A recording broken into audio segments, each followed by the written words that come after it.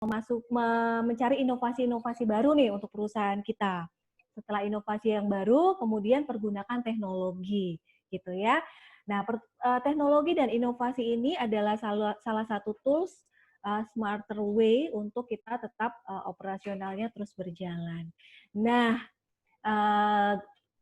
Bro and Sis, seperti janji saya di awal tadi, saya punya speaker yang keren banget. Beliau adalah CEO dan co-founder dari Sonic Boom Indonesia. Ternyata beliau ini suka konsumsi kopi dan juga bermain golf gitu ya. Beliau ini sangat mumpuni deh di bidangnya dengan sederet pengalaman yang luar biasa di berbagai negara. Nah, langsung saja yuk kenalan sama beliau. Beliau adalah Bro Adrian Sugandi, CEO dan co-founder dari Sonic Boom Indonesia. Silakan. Thank you, Sis Puput. Di sini panggilnya Bro and Sis ternyata. Selamat siang semuanya, atau Bro and Sis. Thank you waktunya. Hari ini saya coba mau share sedikit lah ya, apa yang kita yang ya, dari pengalaman sama dari perjalanan kita juga, dan apa yang kita lihat ya dari tren dari beberapa background saya yang semoga bisa membantu lah. Saya coba share screen dikit. Makan siangnya udah semuanya? Oke. Share screen. Oke.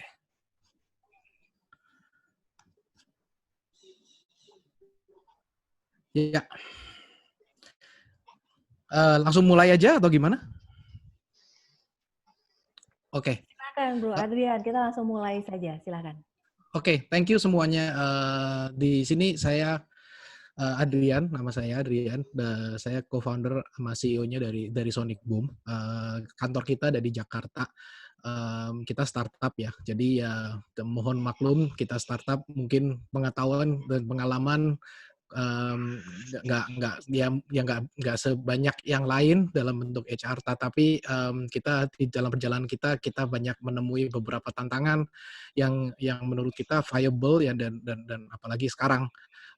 Kemudian dari di sini ada tim saya, ada Mas Edo di sini, dari VP saya juga hadir.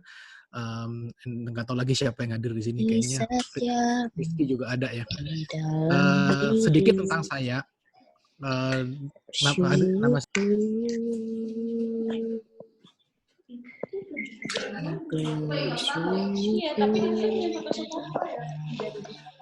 ya. Oke. Bapak dan Ibu, mohon untuk perhatiannya pada saat masuk, mohon di mute dulu. Kita berikan kesempatan speaker untuk menyampaikan materinya. Terima kasih. Oh ya, saya ke-mute juga. Oke. Jadi sedikit tentang saya. Nama Adrian Sugandi, saya founding Sonic Boom. Sebelum dari Sonic Boom ini, saya pengalaman ke sekolah, pernah keluar di luar. Kemudian saya dapat bachelor sama master di computer science. Kemudian sempat dapat juga di financial engineering, jadi bisnis dan di technical lumayan panjang lah. Terus kemudian saya sempat kerja juga di sana, sempat menjadi researcher juga di DARPA. DARPA itu US, Amerika punya research company, research untuk untuk militer. Saya pernah jadi fellow di situ. Ada file beberapa paten di situ. Kemudian sempat kerja di Broadcom, bikin silicon chip. Terus dan seperti tadi dibilang, di daerah Jababeka saya lumayan berapa kali main di lapangannya. Jadi saya main golf juga di sana. Dan coffee is one of my favorite juga. Jadi itu sedikit tentang saya. Perjalanan di sini, kenapa saya bisa nyampe ke HR juga, mungkin sedikit pengalaman karena keluarga itu banyak di keluarga saya background banyak di manufacturing, kebetulan dari orang tua, dari saudara, dari keluarga, dari istri, ada memang kita background banyak di manufacturing, di pabrik dan banyak berurusan dengan memang dengan personalia, banyak berurusan dengan eee, buruh ya dan pekerja. Jadi, dan problem-problem mereka tuh ya dari kecil memang saya dengar dan itu yang membuat saya juga mulai berpikir ya, kenapa, HR itu menjadi salah satu yang sangat penting ya. Jadi sekarang normal itu udah nggak tahu lagi apa itu normal, intinya sekarang, semua menjadi aneh dan menjadi semuanya tuh menjadi baru, nggak ada yang namanya dari pengalaman itu nggak ada yang kita bisa baca tuh paling juga dari tahun 20 pandemi yang dulu, masalah masalah Spanish flu itu tahun 1920 yang lalu yang which is zaman dulu juga manufacturing juga nggak sebagus kita, eee, teknologi juga nggak ada di sana, masih masih sangat ya lumayan primitif, industrial tuh masih primitif. Jadi itu yang membuat kali ini tuh kita berbeda, yang kita nggak bisa belajar dari kemarin dan ini menjadi kalau saya bilang itu dan teman-teman bilang itu kayak jadi satu kertas yang baru ya, lembaran baru untuk mulai, mencoba untuk melakukan sesuatu, untuk ya kayak ngeraba gitulah, gimana, kenapa ini, jadi next one itu kayak gimana. Jadi dunia ini sekarang berubah, bukan cuman kita, bukan cuma Indonesia, bukan cuman, bukan di kita aja, tapi seluruh dunia ini menjadi suatu problem. Jadi kenapa dan kita harus juga adaptasi.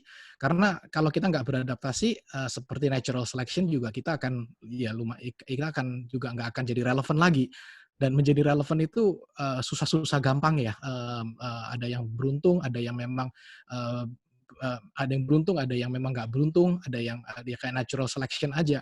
Tetapi kita harus bisa memposisikan diri kita sendiri, gimana kita bisa di posisi yang jika memang ada opportunity, kita tuh bisa mengambil opportunity itu dan kita tuh ready, dan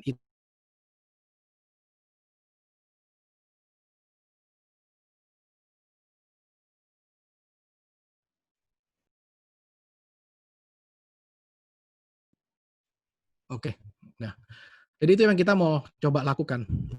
Jadi dan salah satu ujung tombaknya itu adalah HRD, seperti tadi, si Puput udah bilang juga, di mana itu menjadi suatu pressure ya, yang besar.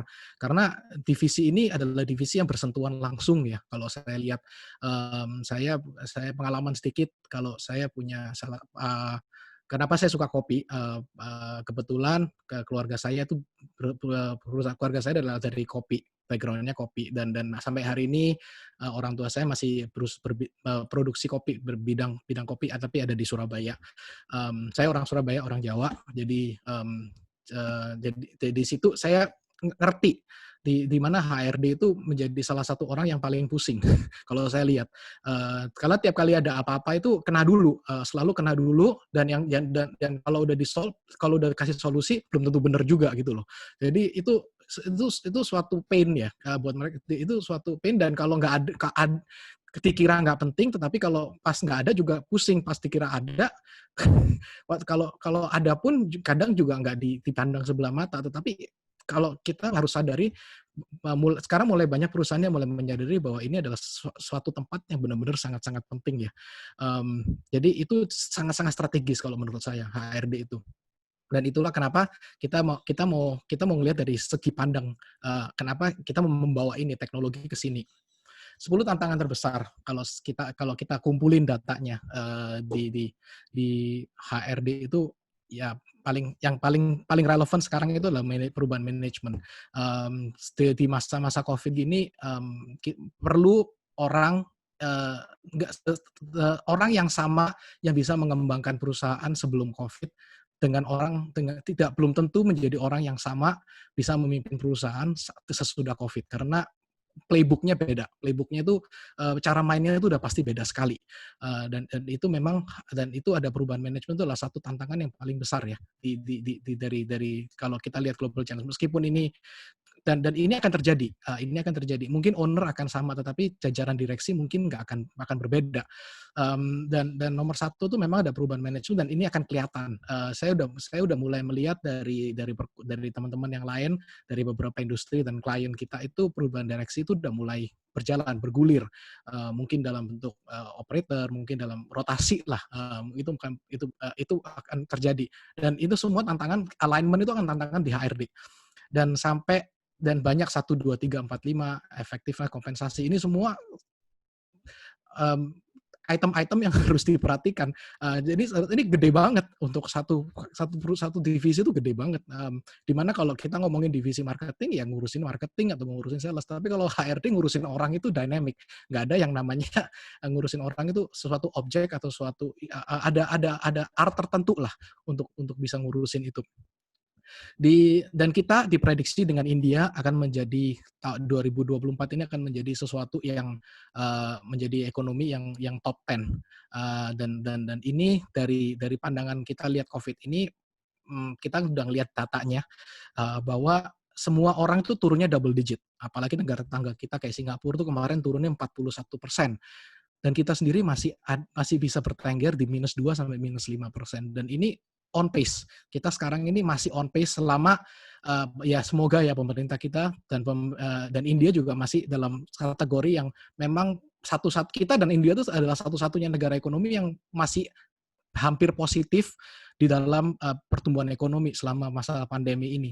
Dan kalau pemerintah kita bisa mempertahankan ini dengan baik, saya sangat berharap angka ini nanti akan akan terjadi terrealisasi tahun 2024. Kita akan di nomor 5 di negara, dan nomor 5 itu, dan kita tahu sendiri 50-60% dari pekerja kita itu semua adalah buruh harian, the small medium worker. Itu yang dan itu adalah suatu senjata yang kita harus punya.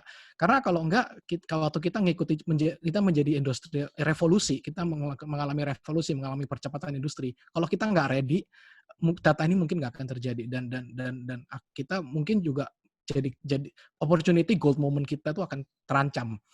Ya, dari situlah kita ngelihat. Terus yang kedua, kita lihat di data ya, ada shifting trend ke tenaga kerjaan. Ini global.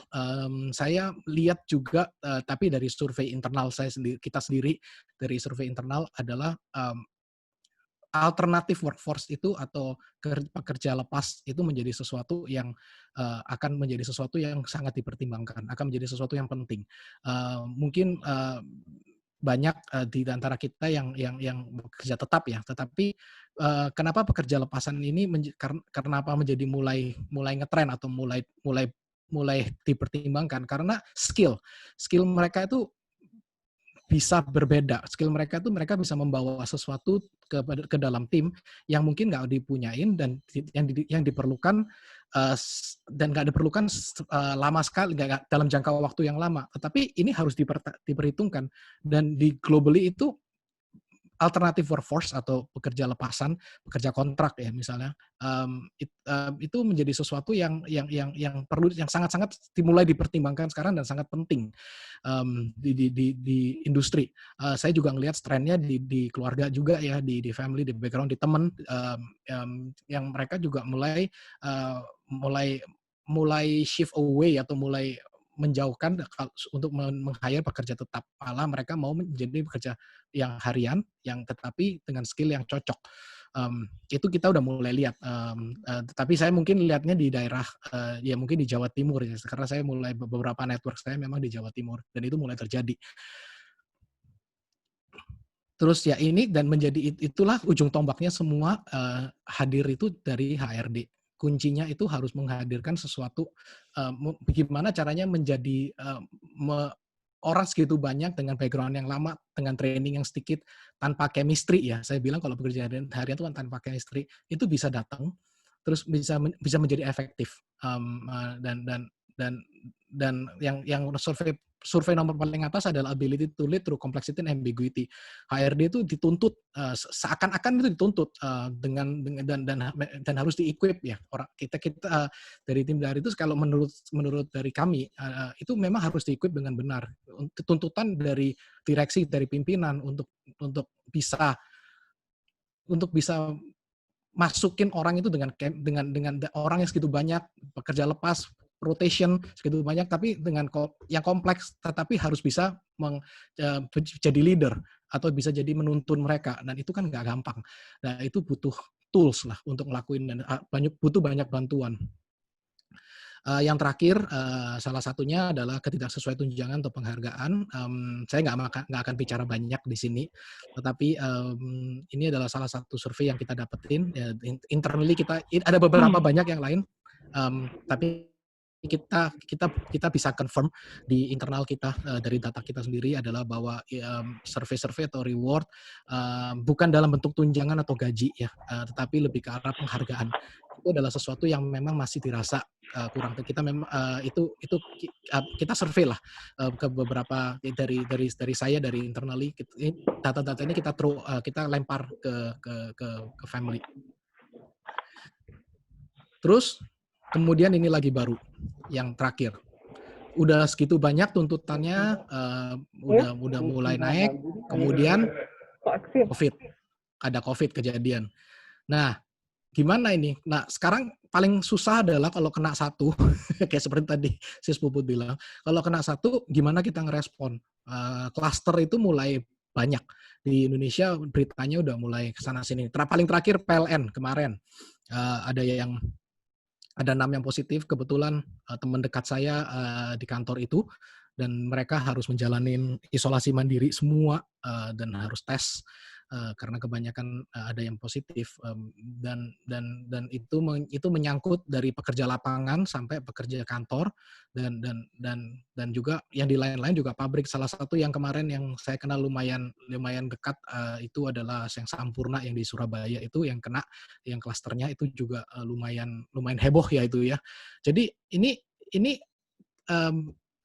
ya ini tugas-tugas salah satu HRD yang dituntut, yang nggak di-expect, yang kita nggak tahu apa-apa, tapi kemudian dituntut untuk bisa menjalankan. Dan nggak cuma di Indonesia, di Amerika juga sama. Di meatpacking di Amerika, sekali testing tiba-tiba 300 positif, kemudian mereka harus tutup. Gimana caranya? Mereka harus bagi shift, karena ini adalah kayak Tyson kemarin itu adalah suatu meatpacking itu kalau makan daging itu di orang Amerika itu kan paling top ya, konsumsinya mereka tinggi ya. Jadi kalau mereka tutup, ke disrupt satu daging di market daging di Amerika itu ke disrupt, benar-benar udah nggak ada lagi pekerja essential lah, essential worker ya. Jadi gimana caranya kita mau navigate, manuver kita tuh gimana? Kemudian Amazon juga itu juga termasuk esensi, karena ya seperti kita di luar sekarang kerja, kalau di lockdown, di PSBB nggak bisa ke toko, ya belinya kita juga sekarang kayak e-commerce sama kayak semua sama di mana-mana, termasuk di Amerika juga sama, dan ini juga kena. Dan itu gimana caranya manuver sehingga bisnis tetap masih jalan. Nah itu semua tugas yang berat ya menurut saya ya. Itu saya nggak bisa bayangin kalau berada di posisi situ. Dan ada isu lagi, isu yang ini isu yang immediate tadi, isu yang benar-benar sekarang terjadi, yang tiba-tiba dijatuhin langsung dari langit, brok, dan kita harus benar-benar ngatasin, dan itu kaget. Dan ini isu yang udah lama. Yang kedua itu adalah isu yang kita harus hadapin in the immediate, in the medium term. Medium term itu di jangka menengah atau sampai jangka panjang, yaitu produktivitas kita.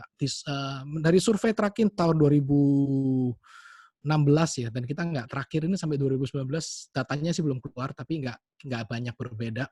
Itu kita punya produktivitas itu masih jauh di bawah dibandingin di Southeast Asia. Pekerja kita itu di 2 terbawah setelah Filipina. Dan gimana kita caranya bisa bersaing di industri ASEAN, minimal ASEAN, gimana caranya kita bisa bersaing kalau produktivitas orang itu kita nggak bisa tingkatin, atau kita nggak bisa ningkatin lah produktivitas mereka, dan minimal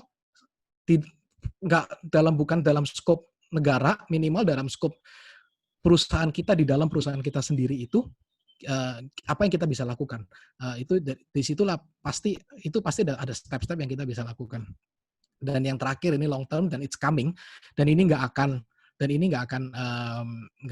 kita nggak bisa lari dari ini. Mungkin minggu yang kemarin Pak Reza udah ngobrol juga tentang Industrial 4.0.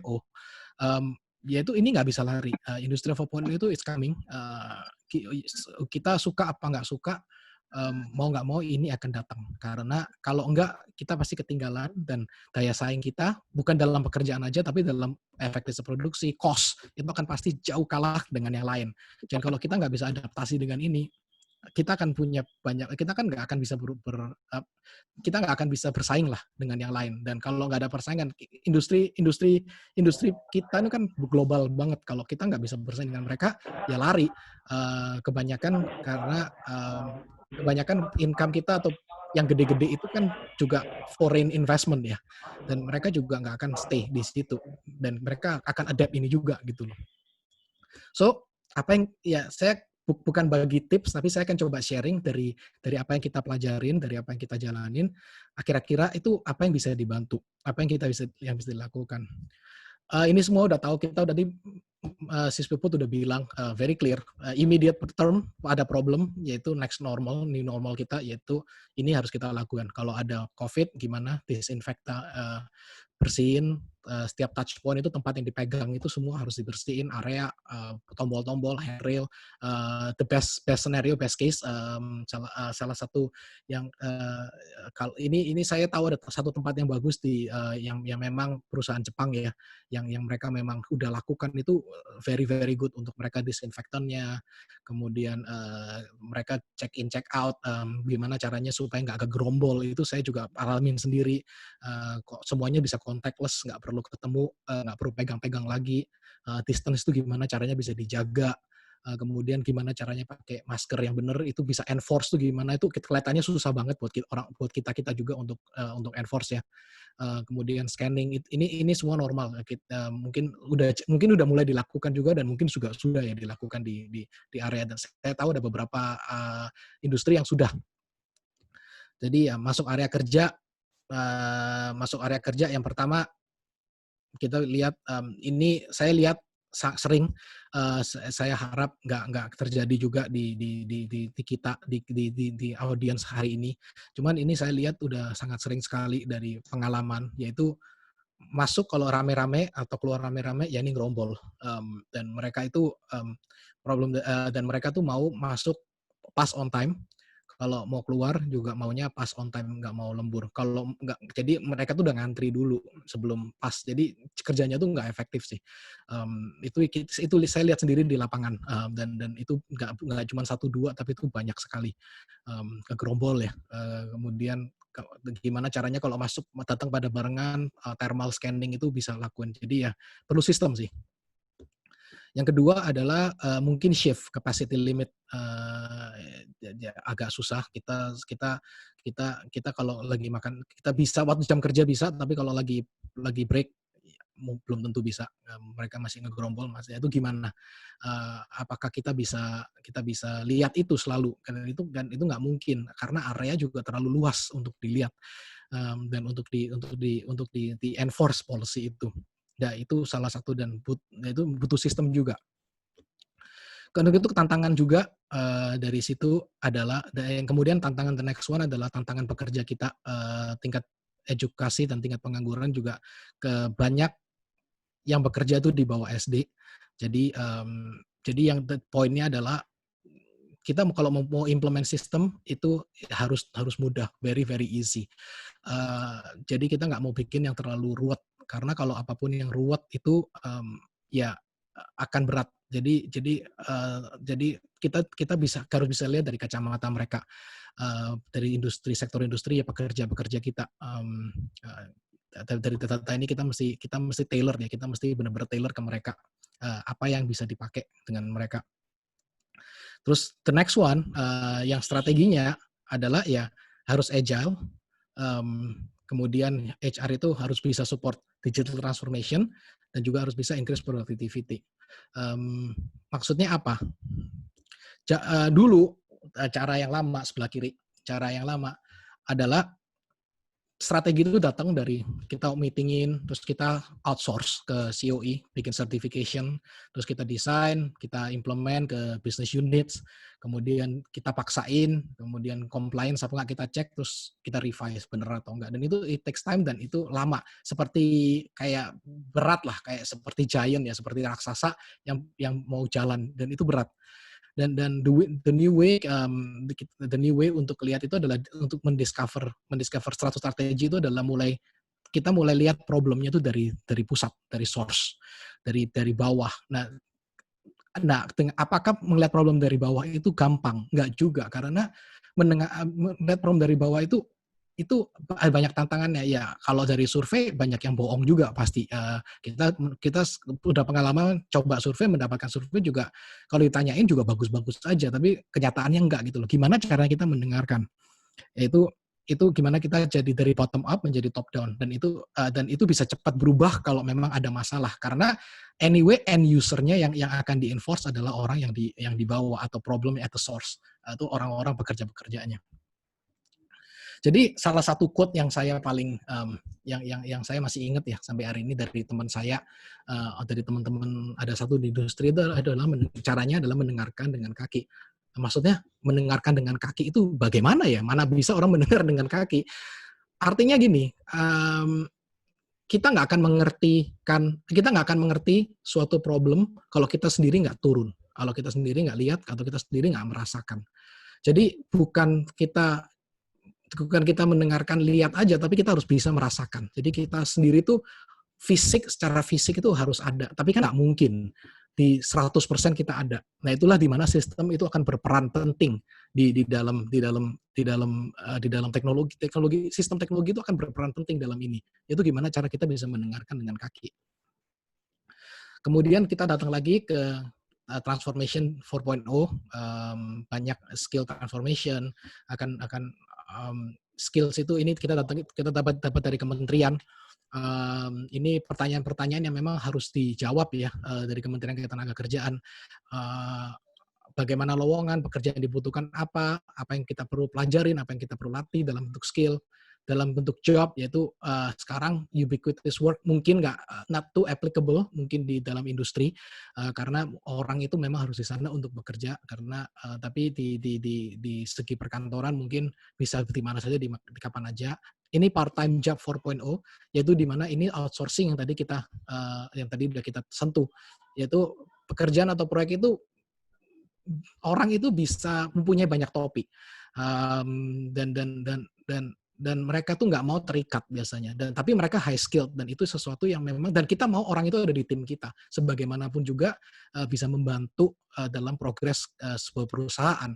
Tetapi ya dalam sisi lain, karena dia mempunyai banyak proyek di ada outsourcing, dia juga nggak akan loyal, nggak akan di satu tempat aja gitu. Terus jadi itu akan bertumbuh dan itu akan semakin banyak, dan itu adalah progres yang bagus. Tetapi gimana caranya kita bisa mendengarkan mereka dengan kaki atau melihat langsung dengan mudah.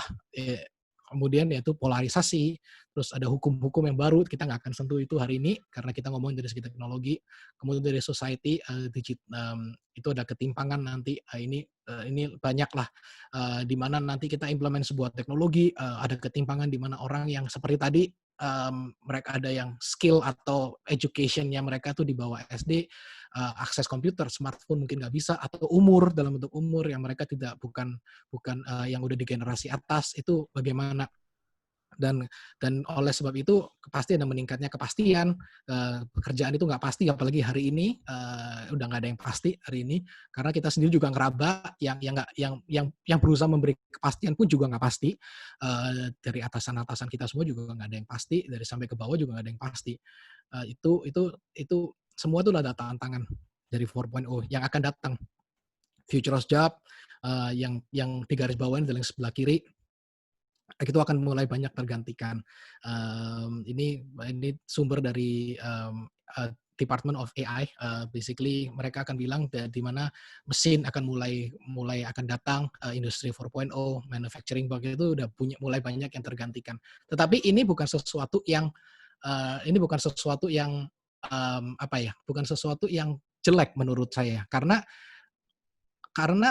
yang karena kita yang kita bisa ganti itu adalah pekerjaan-pekerjaan tertentu, tetapi human itu tetap harus di-upgrade.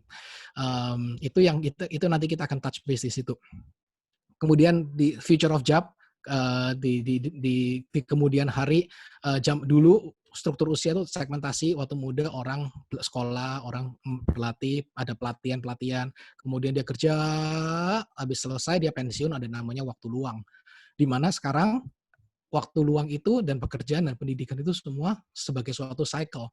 Karena itu lagi orang tidak mau terikat, yang skilled worker atau orang yang punya mumpuni itu, yang kita mau target itu yang capable, the word is capable itu mereka antara pendidikan dan bekerja itu mereka akan saling terus akan muter karena mereka akan mendapat pendidikan baru, mereka akan bekerja lagi di tempat baru, kemudian mereka selesai, mereka punya waktu luang, mereka akan belajar sesuatu yang baru lagi, terus kemudian bekerja di tempat lain sehingga mereka punya skill itu banyak dan banyak yang mencari. Itu bukan spesialisasi itu saya mulai ngelihat juga bukan dalam pekerja kantoran aja ya, tapi mulai dari pekerjaan industri manufacturing juga mulai banyak. Ya sebagai salah satu contoh yang ya dari beberapa family saya aja udah mulai banyak yang kayak gitu. Jadi itu cycle ini akan sesuatu yang mesti kita perhatikan sih.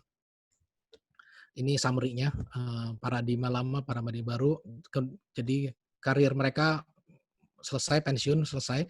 Sekarang enggak, mereka akan terus bekerja dan akan terus upgrade, dan tapi upgrade itu gimana, tugas HR itu gimana caranya bisa waktu mereka upgrade dan masuk pada tempat yang baru, itu gimana caranya mereka bisa cocok dan bisa langsung jalan, dan dengan terukur, itu kuncinya terukur. Kemudian kondisi pekerjaannya, mereka mau tetap sekarang ubiquitous, yaitu mereka bisa pindah-pindah atau mereka part-time atau mereka temporary aja.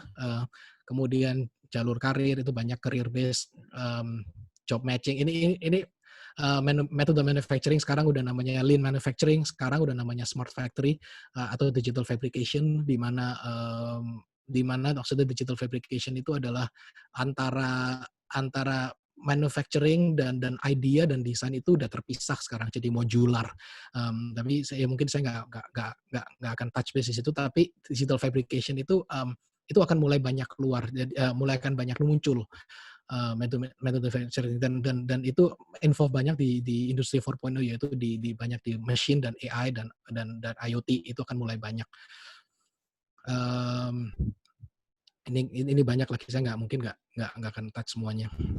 Ini contoh film, mungkin atau ada yang pernah lihat atau nggak pernah nonton film yang lama, yaitu The Intern sama The Internship. Yaitu orang yang udah memang ceritanya di intern itu ya mirip-mirip berdua, tapi kalau yang sebelah kiri yang di intern itu ya orangnya udah pensiun, udah tua, udah nggak perlu kerja, ternyata dia tetap kerja akhirnya, menjadi belajar lagi mau dan kerja di suatu young company, digital company.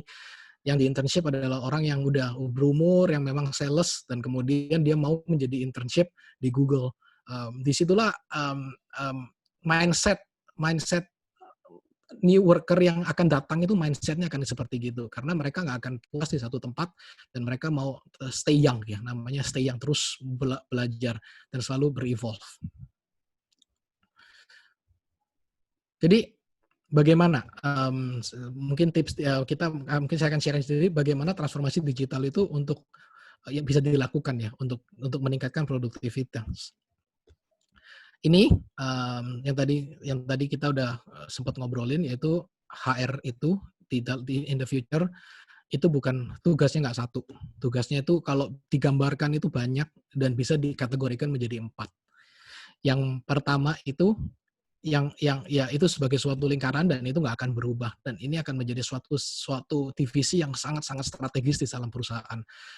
Dan inilah dimana saya ngelihat untuk mengupgrade masing-masing, untuk mengupgrade divisi HR itu akan menjadi suatu peranan yang paling penting ya dalam perusahaan ya, karena disitulah mereka yang pegang the mass itu ya orang, the mass itu yang mereka pegang.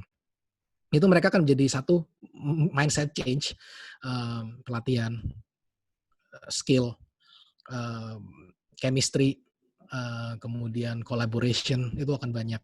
Terus kemudian mereka juga mungkin melatih fokus, yaitu empowerment, terus kemudian penghargaan, di mana ada value di apa yang mereka lakukan itu bisa disupport, gimana caranya mensupport orang-orang yang ada supaya mereka tuh merasa puas dan mendapatkan experience yang bagus, mereka bisa di-engage. Mereka dalam bentuk lens itu maksudnya juga komunitas, bukan dalam bentuk serikat ya maksud saya, tapi komunitas mungkin lebih ke arah gimana suatu tempat itu menjadi tempat yang meaningful, bukan hanya kerja aja. Karena at the end of the day, uh, kalau udah lama bareng juga maka pasti akan mempunyai interest yang berbeda-beda, yang sama itu gimana caranya menjadi suatu wadah ya, ekosistemnya mereka tuh bagaimana, operasionalnya mereka gimana. Kemudian terakhir itu yang mungkin yang agak berat itu adalah enablers. Dan satu enablers yang sekarang yang benar-benar ditantang itu adalah gimana caranya bisa enable sistem baru yang datang ya. Kita sebagai salah satunya di Sony Boom adalah startup yang banyak introduce banyak banyak sistem, kalau bahasa kerennya disruption, gimana bahasa bekennya ya disruption, kemudian bahasa apa, sistem-sistem yang baru yang nggak pernah dengar sebelumnya, dari luar, dari mana, dari semua ada zaman internet sekarang, it's an internet age ya. Jadi semuanya itu datang dan gimana caranya memilih yang benar, mengenable teknologi-teknologi itu dengan benar yang sesuai, dan bikin suatu platform itu juga di-expect juga dari segi HR karena ujung-ujungnya yang pakai juga orang end user itu juga pekerja juga ujung-ujungnya, dan itu akan pasti mau nggak mau juga akan pasti lewat HR. Jadi the future of HR itu adalah suatu tantangan yang kompleks, bukan cuma satu aja, tapi kompleks banget dan ini akan coming dan it's bukan menjadi lebih gampang, akan menjadi lebih susah. Dan itulah kenapa teknologi untuk membantu itu penting. Terus artikel yang menurut saya bagus adalah itu namanya create super team. Super team itu maksudnya dari super team adalah banyak orang mikir kalau udah namanya industri 4.0, mesin itu akan menggantikan orang. Dan itu tadi saya udah sentuh sedikit bahwa AI atau mesin itu akan menggantikan. Menurut saya itu bukannya sesuatu hal yang jelek, tetapi suatu hal yang bagus karena mesin itu sendiri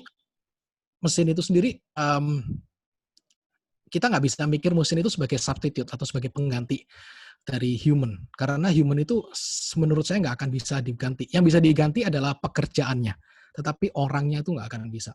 Itu dari saya yang penting untuk digarisbawahin. Karena orang itu setiap orang itu punya punya yang emosi, punya macam-macam, yang punya judgment yang nggak bisa dipakai, yang mesin itu nggak akan bisa menggantikan. Jadi lebih daripada kita memikirkan gimana untuk menggantinya, itu gimana caranya orang atau pekerja-pekerja itu untuk menjadi suatu kolaborasi bersama dengan mesin itu. Maksudnya kolaborasi adalah orang itu di-upgrade supaya mesin itu bisa menjadi suatu tools atau suatu alat di mana pekerjaan suatu divisi atau suatu tim itu jauh lebih bagus atau lebih efektif menggunakan mesin, tetapi bukan dalam arti menggantikannya. Jadi lebih memudahkan. Jadi kalau dalam arti mengganti, saya nggak terlalu setuju. Jadi ini yang perlu, ini super team ini yang satu konsep yang baru-baru ini mulai keluar, yaitu gimana caranya menggabungkan, karena udah dicoba 100% mengganti substitusi atau 100% mengganti dari mesin ke orang ke mesin itu nggak akan terjadi. Di Amerika pun nggak akan terjadi. Yang ada pun paling juga keren-kerenan aja sih. Kalau melihat ada yang keren, paling terakhir itu menggantikan barista, orang bisa ada mesin bikin kopi sendiri, itu ada di Amerika tuh. Ujung-ujungnya juga nggak bisa karena customization, orang minta kopi model apa diganti ini ganti itu, akhirnya juga nggak akan bisa. Dan disitulah peran orang itu penting, yaitu orang itu memang juga butuh harus di-upgrade. Dari salah satu quote itu adalah mesin itu keren, cool, tapi human is warm. Jadi orang itu emotionnya itu yang mesin nggak akan bisa dapat. Mesin itu it's a high IQ, jadi dia pinter, dia bisa kita bisa masukin, mereka juga bisa mikir. Tetapi natural intelligence itu nggak akan hilang, yaitu dengan cara the human touch itu nggak akan hilang. Jadi kita mau masukin industri 4.0 itu gimana? Kalau dari kita ya, dari perspektif kita, dari perspektif saya sebagai startup, dari teman-teman juga sebagai startup untuk melihat mungkin banyak banyak teknologi yang keren sekali, banyak teknologi yang mantep, yang wow, bisa menggantikan, bisa ini, bisa itu.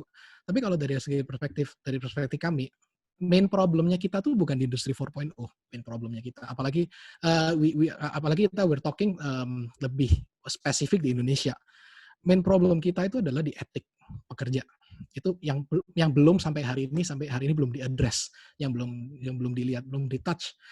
Karena itu adalah sesuatu yang susah, etik. Jadi dari etik mereka bisa reliable, mereka bisa tanggung jawab, responsible, gimana mereka bisa hubungan antara mereka dengan atasan, dengan sesama, etik mereka berbisnis, etik mereka bekerja, behavior mereka, trust, apakah kita bisa mempercayai mereka, itu semua tuh masih susah. Di sini tuh kita belum dapat esensinya dan kita belum bisa, dan itu adalah suatu problem. Karena waktu kita masuk ke Industrial 4.0, pekerja kita tuh kalau kita nggak bisa build ini, itu nggak akan, lupakanlah ngomongin Industri 4.0 karena operatornya sendiri dan mesinnya sendiri nggak akan jalan sendiri. Gimana pun juga tetap perlu orang. Itu yang penting. Jadi the workers themselves itu perlu di-upgrade dan perlu ditransfer untuk menjadi qualified supaya mereka bisa, waktu kita masuk ke industri 4.0 itu tuh udah ready. Dan gimana peran HR itu penting untuk membuat mereka ready, dan future dari HR itu teknologi yang bisa, yang sebelum kita masuk ke 4.0 yang jauh-jauh itu, hari ini aja tuh apa yang bisa diimplement untuk mereka bisa ngelihat ini.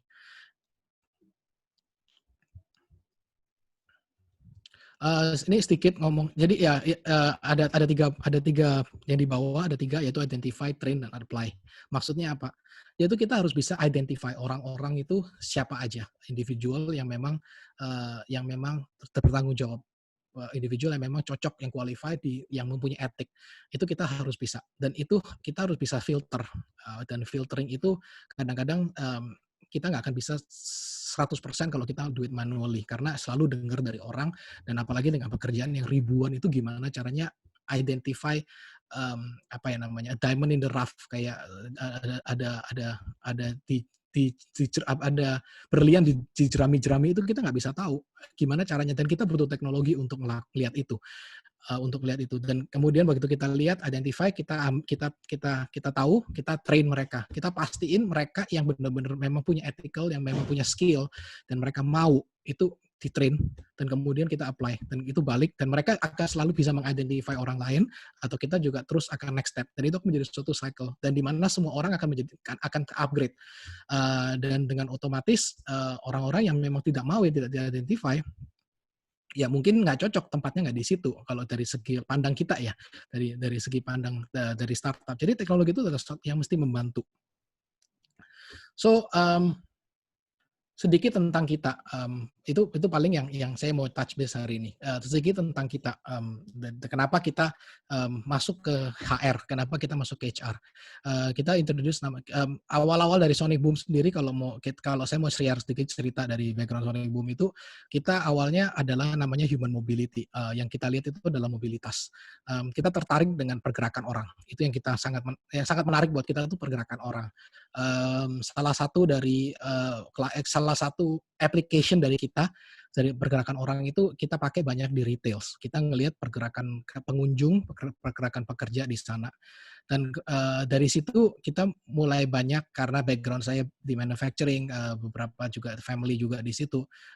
Di sini kita mulai melihat bahwa mobilitas itu nggak di retail aja tuh nggak cukup, banyak problem juga yang ada terjadi di industri, di pekerja. Itulah kenapa kita mulai masuk ke namanya yang di pekerja itu, yaitu kita mau lihat productivity itu ternyata berhubungan sangat erat dengan pergerakan mereka tuh ngapain aja di dalam. Dan itu yang saya lihat mendengarkan dengan kaki ya, karena kita sendiri nggak mungkin akan turun ke lapangan setiap hari untuk lihat. Waktu sidak atau waktu sidak kalau kena pun juga paling kena sekali, 2 kali, tapi kita nggak akan dapat the whole picture, nggak pernah akan dapat the whole picture. Dan itu yang dimana kita nggak bisa identify dengan accurate orang-orang itu yang mana.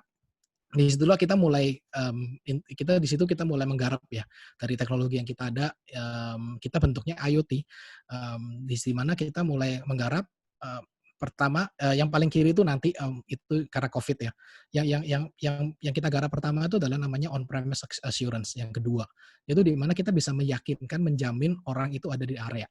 Dalam segi IoT, dan itu kita track orang itu, dan kita lihat orang itu pergerakan satu harian itu ngapain aja sih, simpelnya paling gitu, itu mereka ngapain aja sih seharian, apakah mereka benar-benar kerja, apakah mereka di mana, itu suatu pertanyaan yang nggak pernah bisa dijawab. Waktu saya survei itu adalah pertanyaan yang nggak bisa dijawab. Terus kemudian karena Covid, ya ada yang namanya karena kita masukin yang paling kiri yaitu attendance karena Covid, karena orang nggak mau berdekatan, agen orang ngegerombol lagi supaya itu nggak kejadian lagi. IoT kita juga upgrade supaya orang yang datang di area udah nggak perlu ngapa-ngapain, udah langsung ke check in. Nah, ke check in itu dia pasti ada di area, nggak mungkin dia namanya bohong GPS, bohong apa, itu nggak mungkin, karena mereka harus bicara dengan alat yang kita udah sediakan. Dan alat itu akan nangkep orang itu ada di area. Jadi mereka tinggal datang, mereka lihat handphone mereka, dan kemudian mereka check in. Cukup, dan keluar juga yang sama. Dan yang terakhir adalah physical distancing, ya kita pastiin mereka nggak saling berdekatan lah. Kalau mereka berdekatan, ya kita alert. Jadi supaya nggak ada outbreak lagi. Make sure kita bisa isolate. Kalau ada outbreak itu kita bisa isolate. Data-data itu kita bisa isolate. Itu yang kita kembangin yang kiri dan kanan itu karena COVID. Itu kita kembangin. Tapi main core dari yang apa kita lakukan adalah positioning. So itu productivity, kita mau increase efficiency, terus kemudian salah satu problem yang saya lihat itu adalah titip absen, itu simple, sesimpel itu. Saya nggak tahu itu kejadian banyak kejadian apa enggak, tetapi di klien kita dan di beberapa tempat yang kita udah engage adalah titip absen adalah salah satu concern, di mana orang itu ya nitip aja.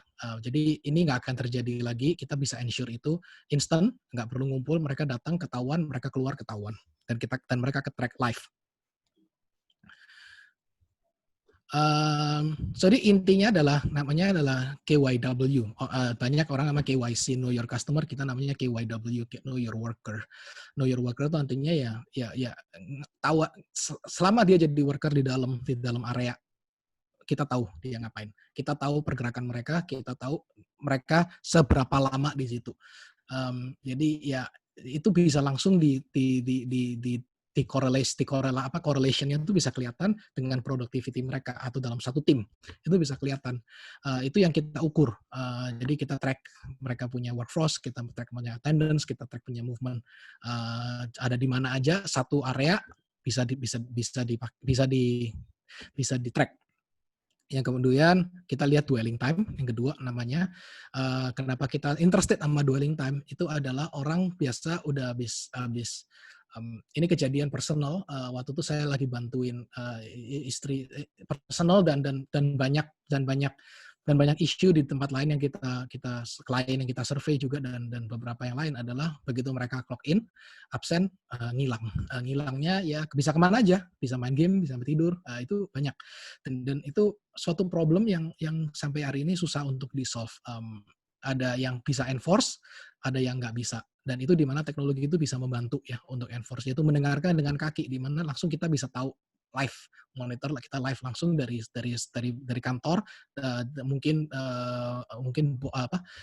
manajer atau mungkin sampai owner, sampai direksi mungkin juga bisa langsung lihat dengan live, langsung buka laptop atau buka handphone bisa kelihatan. Kemudian yang ketiga ada namanya management task, itu di mana kita bisa langsung mengontak orang itu lewat smartphone, of course. Itu orang itu akan langsung dikontak menurut area. Jadi paling gampang adalah kemarin salah satu klien kita tuh lupa matiin listrik waktu produksi pulang, jadi one of the security bisa dimintain tolong yang paling dekat untuk dimatiin listriknya. Itu untuk itu kita bisa lakuin ya, IoT kita kerja di situ. Kemudian yang terakhir, yang kita lagi garap adalah untuk memonitor aset-aset yang high value aset itu kita monitor pergerakannya juga, seperti, traktor, ekskavator, atau yang valuable lah, yang biasanya rebutan orang saling cari-carian. Di warehousing kadang-kadang itu kebanyakan ya dilakuin. Ini model yang kita lihat, ini kita yang lakuin, again, kita nggak bisa show data untuk di pabrik karena kita sign NDA. Ini yang kita bisa lihat adalah untuk yang di mall. Ini adalah salah satu retail space, tapi konsepnya sama, yaitu titik-titik itu bisa kelihatan orang-orang ini di mana aja. Jadi kita hitung mereka berapa banyak dan sekitarnya itu berapa lama. Dan itu di situ kita mulai bisa lihat dan kita kasih report, bisa daily, bisa monthly, bisa weekly, bisa ya dipecah sesuai dengan kemauan lah.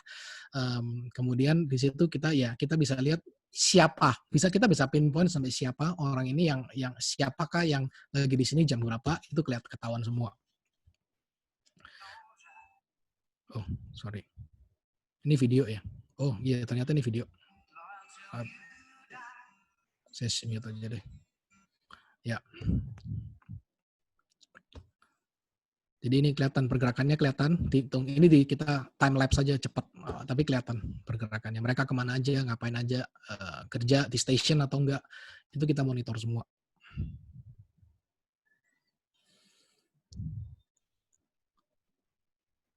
Terus how it works, ini simple, tanpa kontak langsung.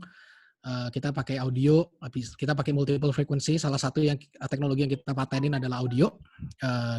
Kemudian kita pastiin keamanan data. Jadi kita pastikan absen orang itu ada di sono, nggak mungkin nggak. Itu ada salah satu security kita bisa 100% meyakinkan orang itu pasti datang, nggak ada yang namanya titip. Deteksi dan kemudian physical distancing. Nah ini anunya lah. Ini beberapa ilustrasi sih. Orang pakai handphone atau pakai tag, passive tag. Kita punya tag juga, orang yang nggak boleh bawa handphone di dalam area itu kita juga bisa track. Kita ada passive tag yang mereka bisa bawa. Dan itu simple sekali, nggak akan hilang karena mereka nggak boleh bawa pulang. Mereka bisa switch kapan aja.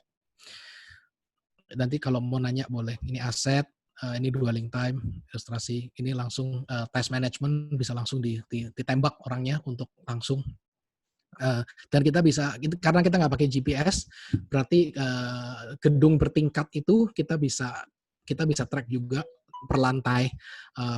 Jadi orang itu kalau pakai GPS base itu kan biasanya mereka kalau udah di area ya udah oke, masuk, kemudian di mana tuh udah hilang. Dan ini kita bisa pas persis di mana meskipun vertikal ya, naik ke atas ya. Asset management, terus physical distancing, kita alert mereka yang saling deketan atau rame yang ribut ngegerombol, kita bisa langsung kasih tahu. Mungkin security paling terdekat, mungkin dari ke HRD-nya kita kasih tahu ini ada yang gerombol lebih dari 1,5 jam misalnya, akan ada policy-nya.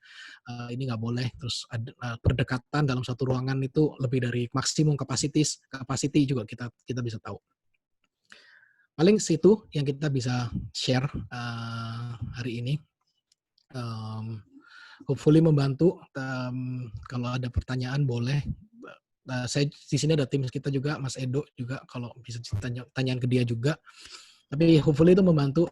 Salah satu teknologi yang menurut saya intinya adalah pre 4.0 ya. 4.0 it's nice, it's very nice, it's a nice concept, it's a nice thing that's coming. Tapi kita mesti mempersiapkan diri sih. Jadi apa persiapannya itu sih yang penting sih. That's how kita masuknya ke segmen situ. That's how we're trying to. Itu problem yang kita lihat lah. Thank you. Silakan kembali ke moderator. Oke, thank you Bro Adrian, keren banget presentasinya, saya sampai terpana gitu ya, karena catatan saya banyak nih. Wow, ini keren banget dan ini jadi bekalnya kita nih untuk facing the next normal gitu ya. Kalau saya boleh sedikit, ada sedikit rangkuman kecil gitu ya, bagaimana caranya kita bisa merespon krisis yang terjadi, ternyata banyak tips-tips nih di presentasinya Bro Adrian. Yang pertama adalah bagaimana kita bisa mencari alternatif workforce gitu ya. Nah, ini keren banget ternyata ke depannya bisa jadi tren baru nih untuk dunia ketenagakerjaan. Kemudian yang kedua, ternyata kita harus aware dengan tantangan transformasi ketenagakerjaan. Ternyata ada skill transformation, ada job transformation, ada society transformation juga. Kemudian jangan lupa bahwa HR strategic itu from old way to new way gitu ya. Ternyata new way-nya itu bisa menuju ke future of HR. Nah, future of HR-nya ini saya catat juga ada 4 nih. Yang pertama adalah fokus, kemudian mindset, kemudian ada lens atau komunitas, kemudian yang keempat adalah enablers begitu ya. Nah, ini keren banget, tapi pasti banyak pertanyaan-pertanyaan dari teman-teman sama seperti saya. Sebenarnya saya pengen bertanya juga gitu ya, pengen dijawab langsung juga sama Bro Adrian, tapi saya harus antri gitu karena ternyata yang mau nanya udah banyak nih gitu ya. Saya mau bacakan dulu yang pertama dari Sis Yenia bertanya seperti ini. Aging integrated mixing pattern tentu membutuhkan talent management yang baik. Lalu apa yang paling mudah untuk bisa dilakukan oleh organisasi perusahaan agar konsep ini dapat segera disosialisasikan dengan cepat di era COVID ini? Silakan dijawab, Bro Adrian. Sorry pertanyaannya, saya lagi cari baca juga. Aging apa yang pertama? Tadi Yang putus. pertama adalah aging integrated mixing Oh, pattern. Gitu ya. Itu membutuhkan talent management yang baik. Lalu caranya untuk mengimplementasikan dan sosialisasi dengan cepat ini seperti apa? Silakan. ya, salah satu yang mungkin penting itu balik ke dalam niat ya. Kalau yang aging, uh, uh, kayak aging workforce itu memang memang mereka butuh kemauan dan nggak banyak kok yang banyak kok pelatihan di sana yang dari segi HR itu untuk bisa diadopt pelatihan dalam bentuk pengoperasian teknologi baru atau pelatihan mungkin as simple as gimana caranya apa yang diterapkan di teknologi itu mereka mau belajar. Kebanyakan itu bukan di arah mereka nggak mau atau nggak bisa di aging-nya, tetapi lebih ke arah mereka nggak mau. Mereka merasa itu kalau itu saya alamin sendiri itu bukan bukan saya alamin, curhatan dari orang tua, dari saudara saya, yaitu mereka nggak mau dikasih dikasih pelatihan, dikasih um, diajarin itu bukan nggak bisa tetapi ya nggak mau karena banyak banyak materi ya di luar sana yang memang bisa diambil dan mungkin dari segi HR itu adalah menyediakan akses yang mungkin bisa akses yang mudah atau mungkin suatu akses yang mungkin free atau berbayar sangat murah yang mereka bisa akses dan intinya tapi mereka harus dilihat dan mudah dan mereka harus dimonitor pastiin mereka ambil itu ngikutin. Ada yang juga asal ambil juga nggak ngikutin. Jadi kan spending resource, spending uangnya ke sana juga terbuang kadang-kadang. Dan itu kejadian sih. Kalau saya kalau itu dialami dan itu curhatan sendiri dan identifying itu yang memang perlu sih orang itu niat atau enggak. The part of identification itu. Jadi itu untuk mengupgrade sendiri. Jadi dari sekarang ini umur nggak masalah sih, bukan masalah lagi sih karena banyak avenue, banyak channel-channel yang bisa dipakai sih untuk itu. Mungkin dari saya itu sih. Oke, kemudian pertanyaan yang kedua adalah profesi HR itu memang berkaitan dengan pengembangan SDM begitu ya. Kemudian maju dan tidaknya dari sebuah perusahaan itu tergantung bagaimana SDM tersebut begitu. Nah, pertanyaannya adalah bagaimana strategi yang harus saya jalankan untuk menjawab kegelisahan teman-teman karyawan agar mereka empati atau memahami terhadap kondisi perusahaan saat ini dan tetap semangat dalam menghadapi kondisi yang sulit ini. Yang pertama itu adalah yang dari kalau pembelajaran dari kalau saya dari pribadi ya, pembelajaran itu adalah be transparent. I think itu mungkin harus mulai dari jajaran atas untuk kegelisahan ya, karena transparansi itu penting. Transparansi itu penting dari atas dari ke HR itu untuk disampaikan kepada teman-teman semua itu penting banget karena dari situ mereka akan tahu kondisi apakah mereka mau dan mesti bisa memahami dan transparan itu bukan waktu dan transparan itu butuh konsistensi. Maksudnya dari konsistensi adalah bukan waktu susah transparan, waktu seneng nggak transparan itu akan menjadi pertanyaan gitu loh. Kalau waktu seneng-seneng dia waktu bagus nggak transparan, tapi begitu susah transparan, minta dimaklumin. Nah itu mesti konsisten kalau namanya transparan itu yang saya pelajarin sih kalau dari pengalaman sendiri. Jadi untuk membuild empati terhadap kondisi perusahaan itu ya namanya juga kondisi juga ada kondisi bagus dan kondisi jelek. Bukan kalau jelek diceritain, kalau bagus nggak diceritain itu sih kalau dari saya sih begitu ya. Terus untuk kemudian kalau saya saya pastikan itu konsisten, dikomunikasikan dengan benar dan berharap mereka juga bisa tahu dan tetap semangat karena transparan dan ngelihat ujung dari perusahaan itu sangat penting sih bagi mereka untuk semangat untuk melihat mereka tuh kerja untuk apa, ngapain, apa maksudnya mungkin dari segi mereka, dari segi teman-teman yang kerja harian itu mereka lihatnya satu task, satu tanggung jawab yaitu paling simpel mungkin packing, tanggung jawab simpel banget packing. Tapi packing ini tujuannya untuk apa? Garis besarnya itu apa, big picture-nya itu apa. Itu kalau nggak dikomunikasikan dengan benar, kadang-kadang juga empati itu nggak akan keluar, karena mereka nggak akan lihat. Gitu aja sih, kalau dari saya sih. Oke, jadi sebetulnya dengan transparansi itu kita attract karyawan untuk lebih aware dengan situasi perusahaan, dan kemudian bisa bersama-sama untuk bisa survive di perusahaan tersebut, dan yakin bahwa kita semua bisa grow up. Seperti itu ya bro mungkin ya? Iya, atau mungkin Oke. tambahin lagi ya buat mereka untuk itu bisa menjadi suatu opportunity untuk memperkaya skill juga ya buat mereka juga sih. Karena di saat itu di mana skill itu akan bertambah, perusahaan akan semakin perlu dari situ sih. Oke. Selanjutnya Bro Adrian, ada pertanyaan dari Pak Sugeng. Pertanyaannya adalah apa kompetensi yang harus dipunyai oleh HR untuk menghadapi tantangan di masa depan? Silakan. Empat sisi tadi yang saya sepupu tadi udah bilang, yaitu dari segi agility, dari segi enabler, dari segi lens, itu empat itu harus dipunyain sih, karena sekarang semuanya dynamic, dan kalau mempunyai empat itu nggak mungkin bukan satu orang ya, mungkin satu tim, tapi itu satu aspek yang memang harus dipunyain dalam satu tim ya, dalam satu tim HR.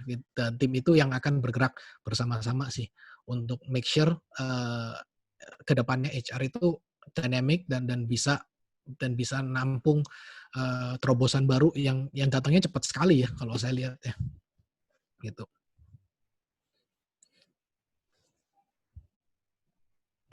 Oke. Selanjutnya ada lagi nih pertanyaan dari Bu Sinta. Bu Sinta menanyakan adalah ada istilah jika gagal maka ubah strategi tapi bukan ubah goals-nya, gitu ya. Nah, terkait HR di periode next normal, jika terjadi gagal adaptasi, strategi apa yang paling tepat?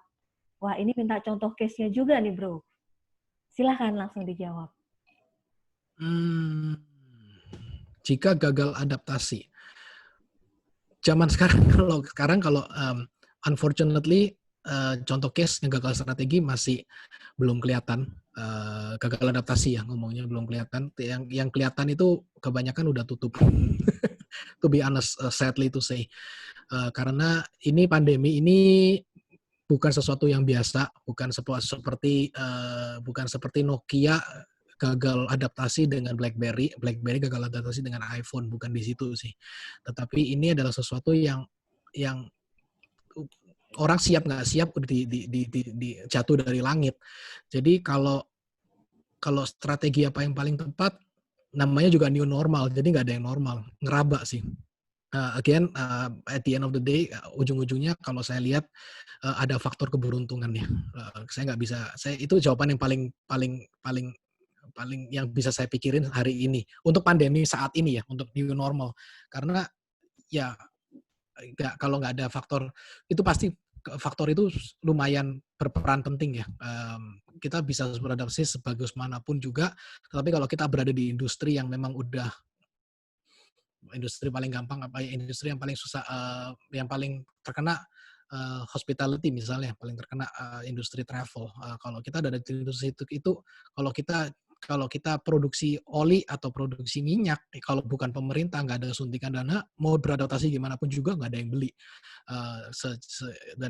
Dan mau pindah bisnis unit, misalnya mau ganti produksi masker gitu kan nggak segampang itu. Dan itu adaptasi yang kadang-kadang nggak bisa yang dilakuin pun juga susah gitu loh.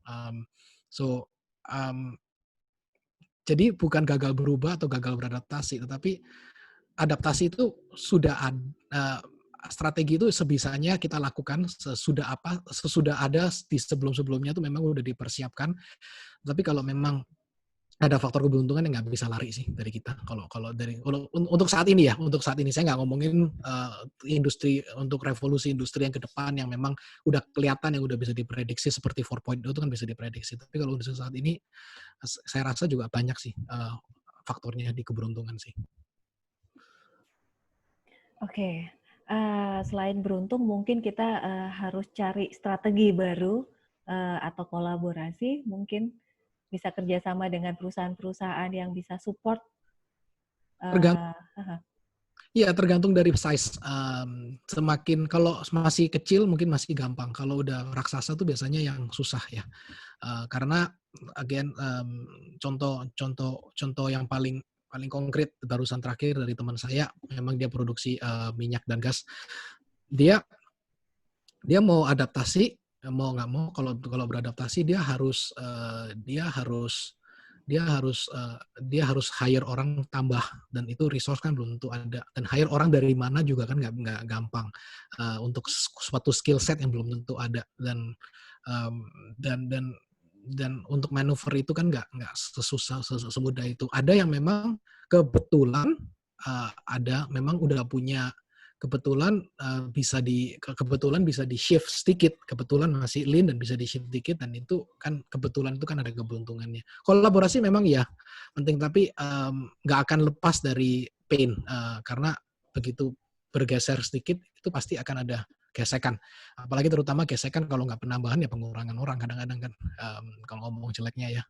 Kalau dari itu kan pasti ada pain point, dan itu nggak gampang sih, kalau sekarang ya, dalam bentuk sekarang ya, gitu. Oke, nah selanjutnya nih ada pertanyaan, ini sih sebetulnya pertanyaan dan juga curhat juga ya dari Pak Zul nih. Izin bertanya, bagaimana strategi menyikapi situasi sekarang ini di mana perusahaan jadi sorotan rentan akan musibah terkena COVID? Artinya bila dievaluasi sebenarnya perusahaan ini sudah melakukan protokol kesehatan, tapi ternyata si karyawannya itu mungkin kenanya di luar, seperti itu. Nah, mungkin bisa memberikan tips dan strateginya bagaimana?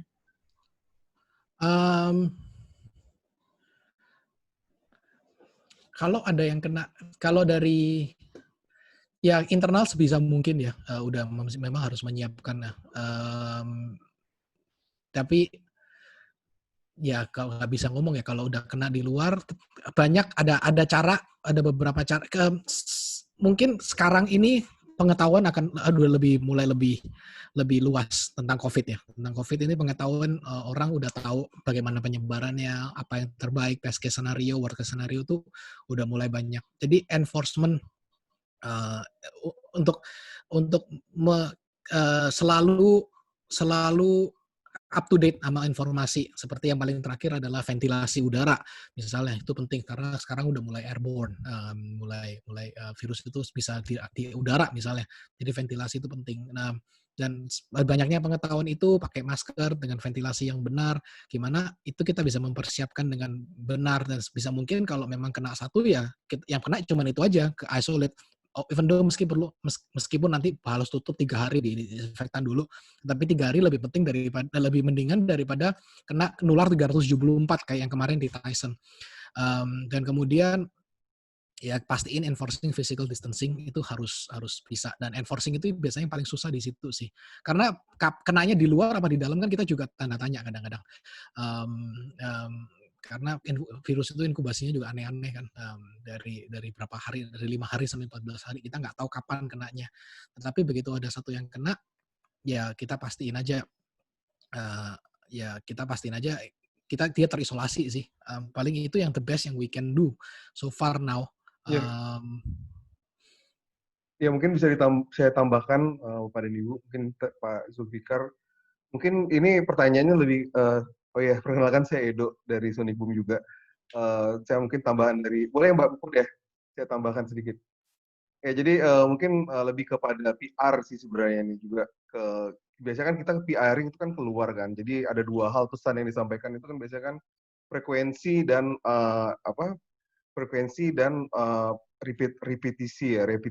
Jadi enforcing dari maksudnya Mas Ardian tadi lebih kayak mengulang-ulang ya Mas Ardian ya. Ini kan kalau di internal ini dengan ribuan pekerjanya itu dengan cukup 1 kali aja nggak mungkin ya. Berarti harus 2 kali, 3 kali, 4 kali, atau pagi, siang, sore, malam itu protokol dan itu memang harus diutamakan. Tapi sebagai HR kayak seperti Mas Ardian bilang tadi bahwa tuntutannya dulu kan memang marketing doang yang menyuarakan promosi gitu. Sekarang PR, sekarang HR juga harus punya apa namanya ke skill untuk bagaimana mempromosikan ke internal ini secara efektif dan efisien sehingga perubahan yang ada di internal itu memang kejadian sesuai yang diharapkan.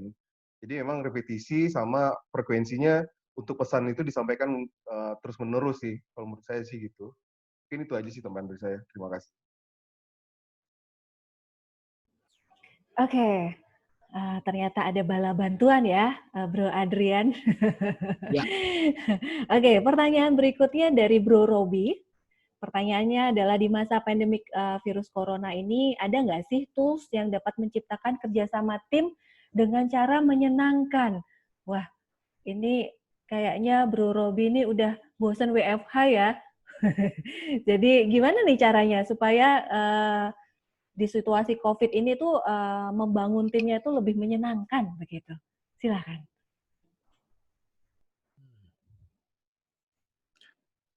Membangun tim lebih menyenangkan. Ini masukan yang bagus, ini bisa diperhatikan menjadi suatu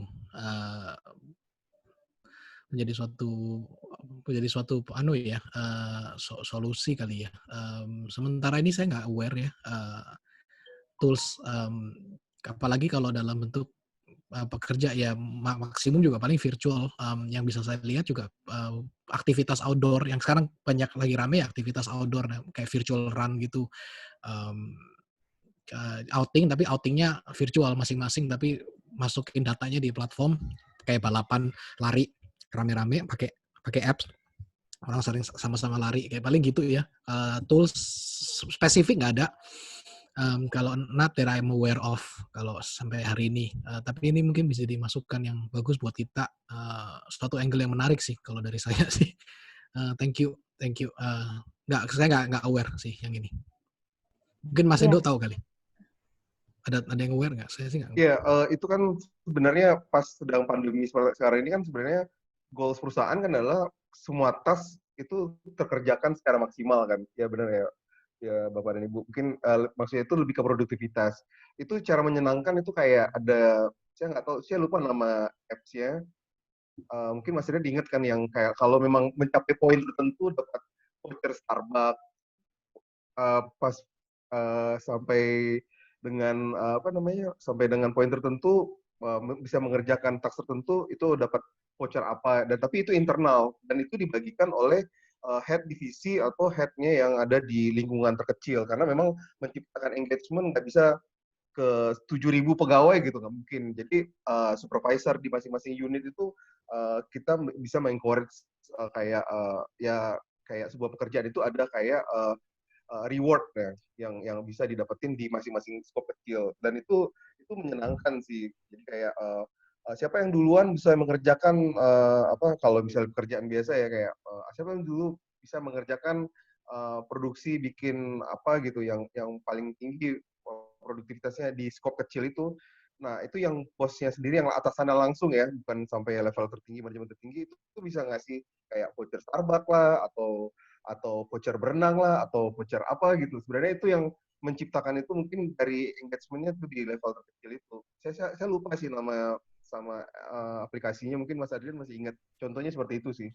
Dan kita di Sonic Boom rencananya juga akan melakukan itu untuk di ketika nanti ada fase step berikutnya dari teknologi kita juga akan bikin kayak gitu. Jadi di setiap office, setiap tempat itu leader yang terkecil di situ lingkupnya, dia akan bisa misalnya 5 orang timnya dia kasih reward untuk mereka gitu.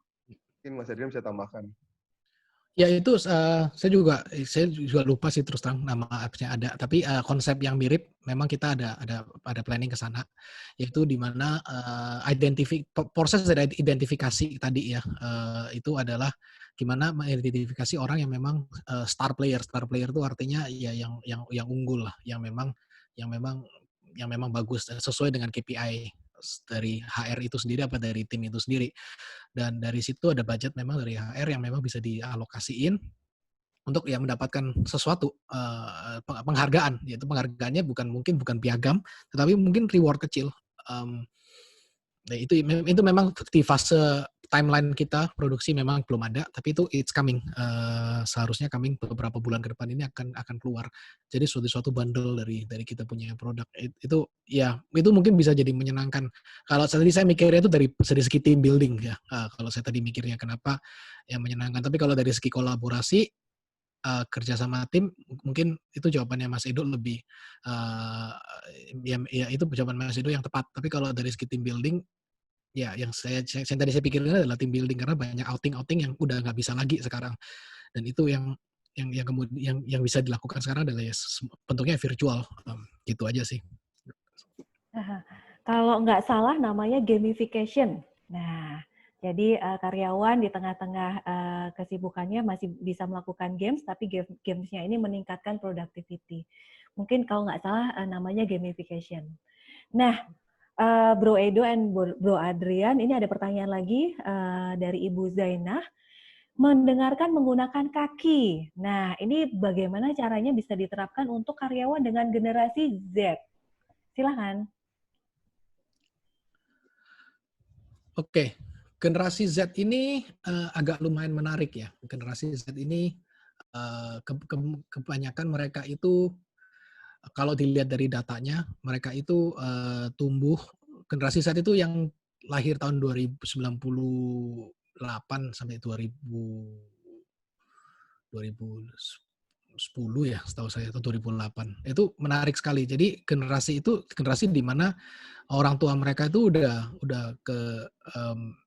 orang tua mereka itu banyak full sama gadget, kebanyakan main gadget. Jadi mereka udah lumayan nggak se-attach itu sama milenial. Milenial memang benar-benar semuanya di handphone. Kalau generasi Z lebih nggak mau ya, lebih ada tendensi mereka tuh nggak mau terlalu banyak pegang handphone. Tetapi mereka udah fluent. Jadi karyawan yang generasi Z itu kalau menurut saya itu mereka tuh suka hubungan yang real. Hubungan real itu yaitu banyak perkumpulan, kayak komunitas. Itu mereka lebih suka di situ. Generasi saya itu lebih mirip ke generasi X daripada ke generasi milenial. Jadi mereka suka ngumpul, mereka suka punya grouping. Gitu kalau dilihat dari surveinya, dan menggunakan dengan kaki yang bisa dilakukan adalah yaitu dari segi HR itu di lens-nya itu memang perlu digalakkan, yaitu di mana mereka bisa di-enable komunitasnya, gimana mereka bisa di-push untuk komunitas apa aja. Mereka sepeda kayak lagi musim sekarang, atau komunitas. Nah, mereka main game, ada yang banyak yang udah nggak main game juga generasi Z. Milenial yang paling banyak main game. Generasi Z banyak yang real kayak real relationship lah. Mereka lebih suka real relationship lah, bukan yang virtual kalau mereka. Tetapi mereka sangat sekali aware pemakaian gadget itu sangat sekali aware, sangat sekali ngerti. Jadi nggak perlu diajarin lagi. Jadi kalau ada introduction teknologi buat mereka, langsung mereka bisa pick up cepat sekali. Dan nggak perlu banyak diajarin. Tetapi tapi mereka mendengarkan, ngeliatin mereka punya curhat atau mereka punya tantangan itu banyak terjadinya di real relationship. Jadi lens part itu mungkin perlu digalakan kalau dibuat mereka sih. Ya, tambahan sih mungkin untuk Gen Z ini sebenarnya kan unik ya. Jadi, tapi yang namanya recognition itu penting bagi mereka. Jadi mereka tuh lebih suka dikasih challenge daripada dikasih didemin, nggak dikasih kerjaan tuh mereka paling nggak bisa kalau Gen Z itu. Jadi kalau recognition yang saya maksudkan itu adalah kayak kalau zaman dulu dibilang gini, kayak ditepuk pundaknya, wah kamu tuh keren ya, digituin. Itu Gen Z tuh kayak, wah itu semangatnya bisa lebih kenceng lagi kerjanya gitu. Jadi bagaimana melakukan mendengar dengan kaki, Gen Z tuh ya itu ditepuk pundaknya. Kamu keren banget sih, kamu bagus kerjanya, itu luar biasa sih bagi Gen Z ya. Kalau bagi saya, kalau kacamata saya ngelihat seperti itu gitu. Jadi mereka tuh Penghargaan. ya penghargaannya, tapi ya kayak ya ditepuk pundaknya, bukan dikasih reward uang doang. Jadi mereka tuh nggak terlalu penting bagi uangnya berapa sih, tapi mereka yang penting ditepuk pundaknya sih. Kamu keren banget, itu suatu hal yang kecil tapi itu bermakna bagi Gen Z. Itu dari saya sih gitu tambahannya. Terima kasih. Oke, keren banget jawabannya. Nah, ini ada pertanyaan dari Bro Imam. Ini menanyakan kalau boleh tahu berapa perusahaan yang sudah bekerja sama dengan Sonic Boom.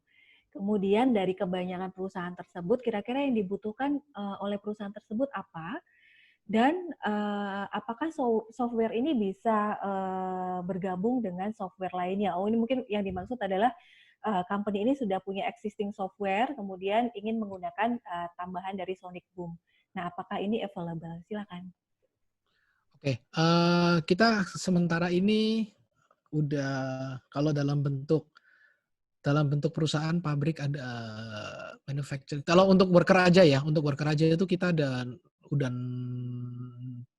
menuju 6, yang Jepang itu 2, yang sisanya tuh yang small medium enterprise. Rata-rata headcount dari situ itu sekitar berapa ya? Saya lupa rata-ratanya. Ada rata-rata headcount-nya tuh ada yang 200, ada yang 3.000, ada yang 2.000. Jadi macam-macam headcount, jadi rata-ratanya agak nggak jelas tergantung dari scope gede perusahaannya. Kebanyakan apa yang diperlukan oleh perusahaan itu, kebanyakan mereka mau tahu produktivitas mereka itu dengan orang segitu banyak, itu mereka tuh 100% nggak sih kerjanya. Jadi maksudnya apa? Mereka begitu waktu kerja tuh ngapain aja. Ngapain aja tuh artinya apakah mereka kalau dengan 100 orang misalnya, dengan contoh 100 orang, dengan mereka bisa produksi, tim ini bisa produksi 10 barang. Apakah 100 orang itu apakah perlu 100 orang bisa 10 barang, atau bisa mungkin gara-gara mereka nggak efektif, dengan cara kerja mereka nggak efektif, balik ke etika mereka, itu kalau kita bisa enforce sedikit, bisa nyampe ke 12, naik 20% sampai 30%. Nah, itu mereka mau tahu, itu data yang penting buat mereka. Atau mereka punya target 10%, mereka nggak perlu segitu banyak orang. Jadi orang lain itu bisa ditaruh di divisi lain yang lebih membutuhkan, ada rotasi. Itu jawaban-jawaban yang belum sampai hari ini mereka kesusahan untuk jawab. Karena again balik ke etika, yaitu kalau dikasih 10, kalau dikasih produksi 10, kalau udah selesai 10 ya nggak kerja lagi, biasanya begitu. Itu balik ke ya itu etika sih. Jadi itu yang mereka mau lihat sih, apakah itu benar-benar itu ada apa enggak. Jadi itu jawaban yang challenge yang mereka mau jawab, dan kita bisa bantu mereka untuk menjawab itu. Kemudian apakah software itu digabung dengan software lain? Kalau dalam bentuk HR, sementara ini kita punya open format. Open format itu bisa diimport ke yang lain. Jadi kita bukan jadi main platform.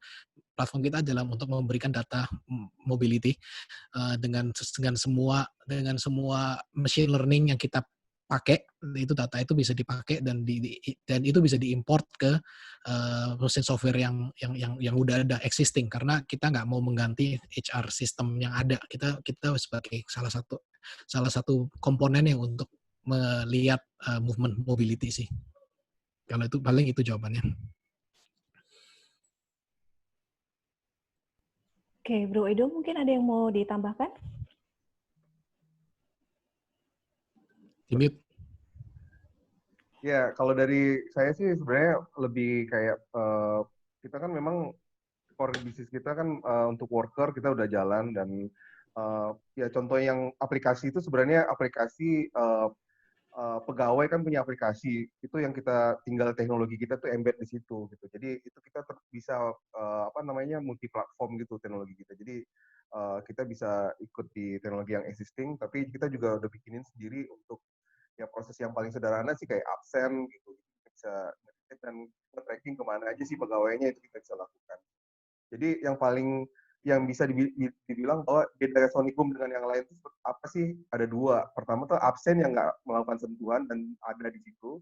Kemudian kita bisa tracking karyawan tuh ada di mana aja gitu loh. Karena itu yang core yang sebenarnya yang kita lakukan. Jadi yang kita juga kayak di mall aja kita bisa lakukan, apalagi kalau untuk di sebuah pabrik atau di sebuah kantor yang memang itu memang orangnya udah ada datanya gitu. Jadi itu teknologi yang membedakan kita dengan yang lain di Indonesia ya, terutama untuk IoT. Mungkin itu saja Mbak Sis Puput. Oke, oke, keren banget nih. Saya nanti juga pengen nanya-nanya lagi nih tentang Sonic Boom. Apa namanya? Gimana caranya dari si karyawan yang berada di berbagai daerah ini bisa kita tracking, kemudian berarti udah nggak bisa bohong-bohong lagi nih ya, bilangnya kemana, ternyata beloknya kemana, begitu ya.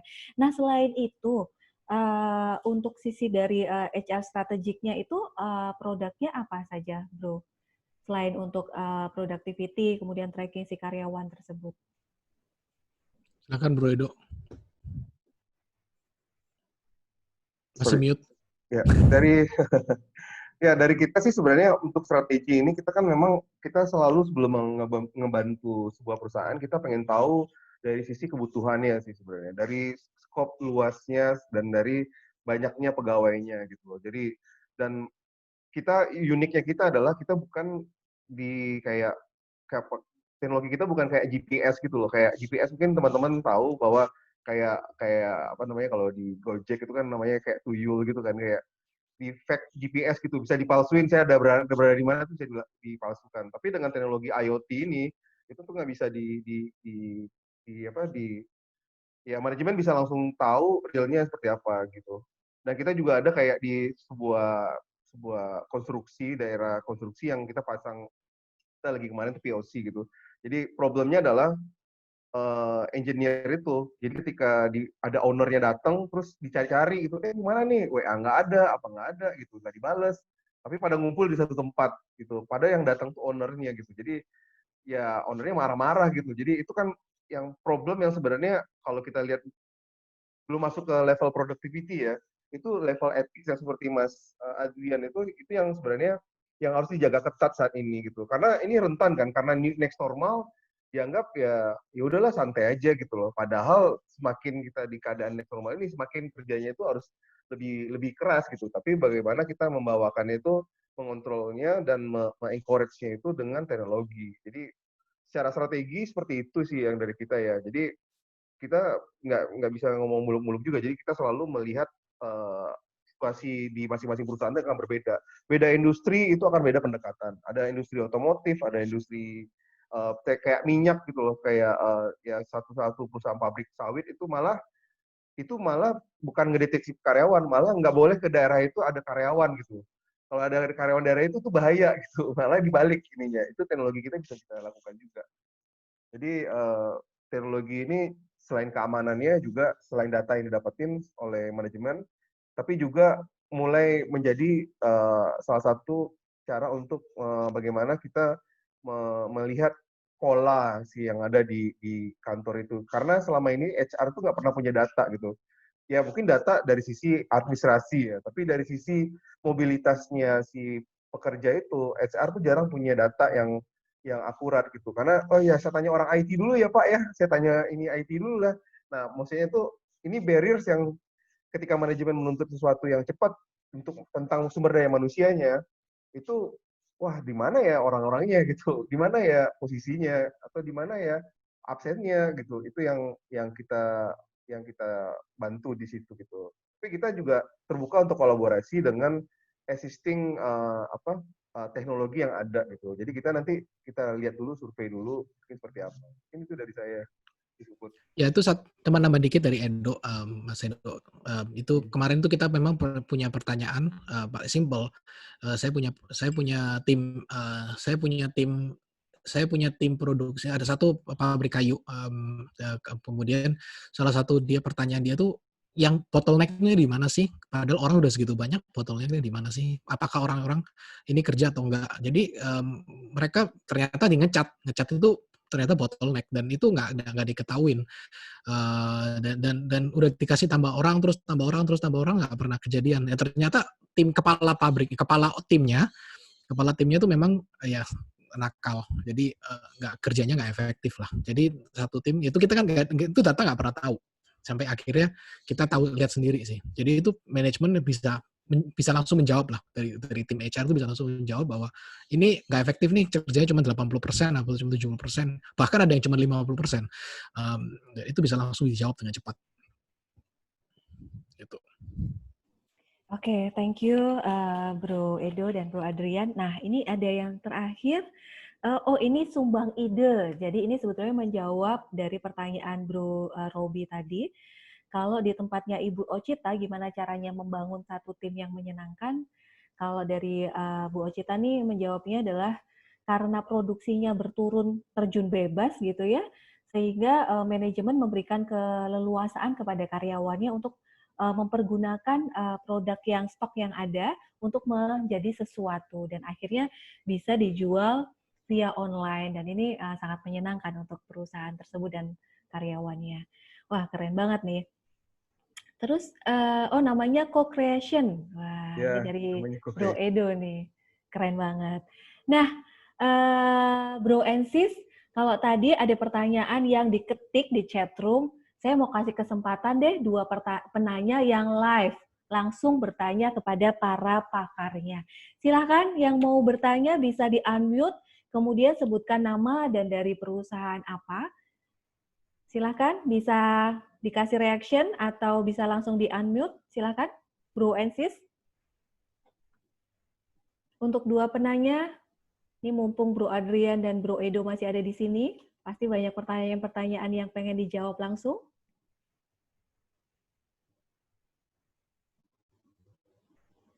Oke, silakan. Mungkin ada yang ingin bertanya?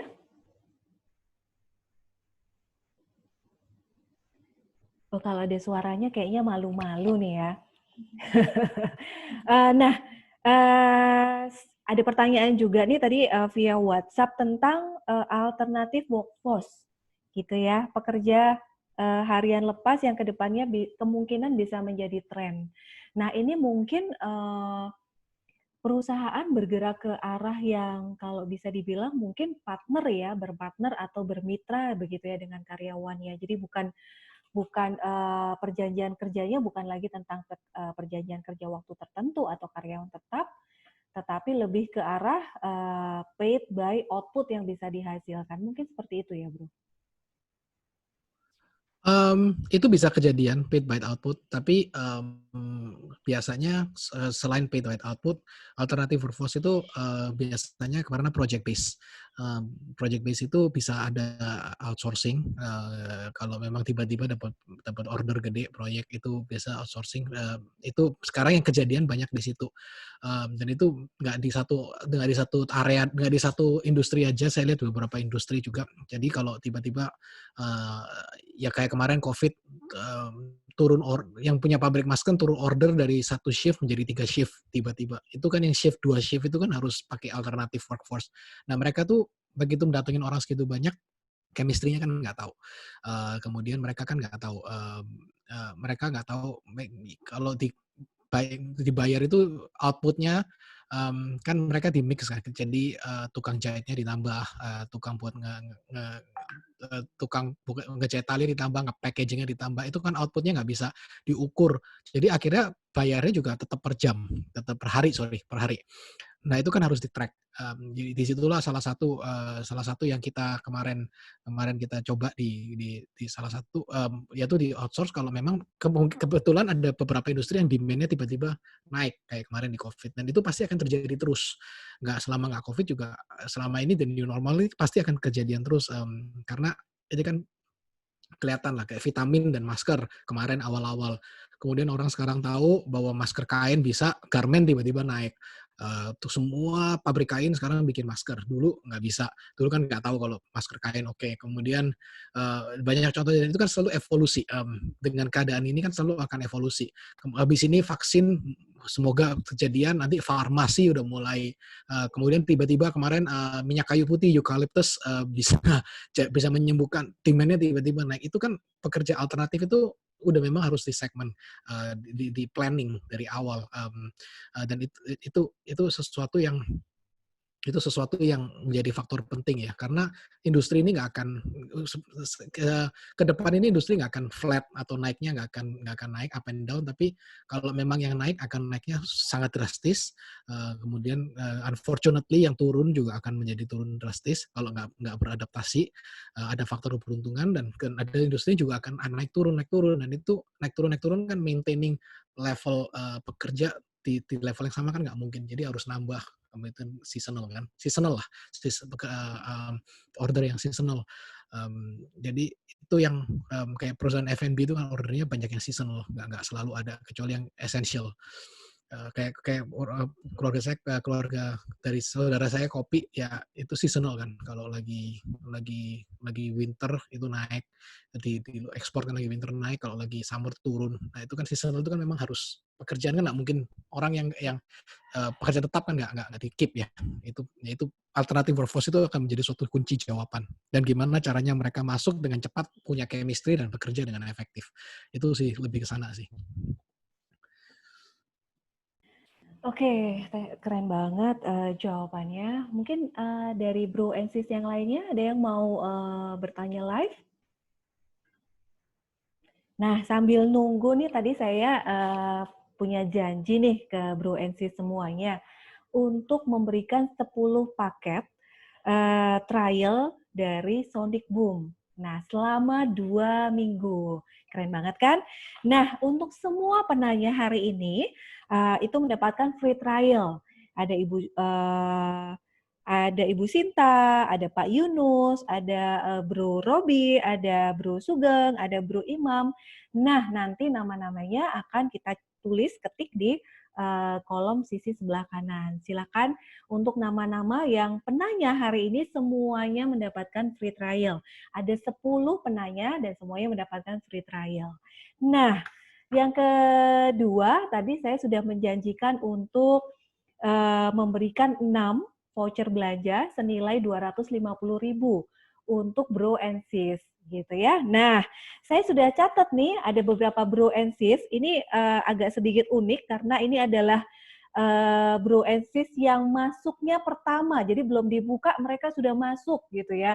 Belum dimulai udah nunggu lama dengerin musik gitu ya. Berharap dapat voucher. Nah, ternyata dapat beneran nih.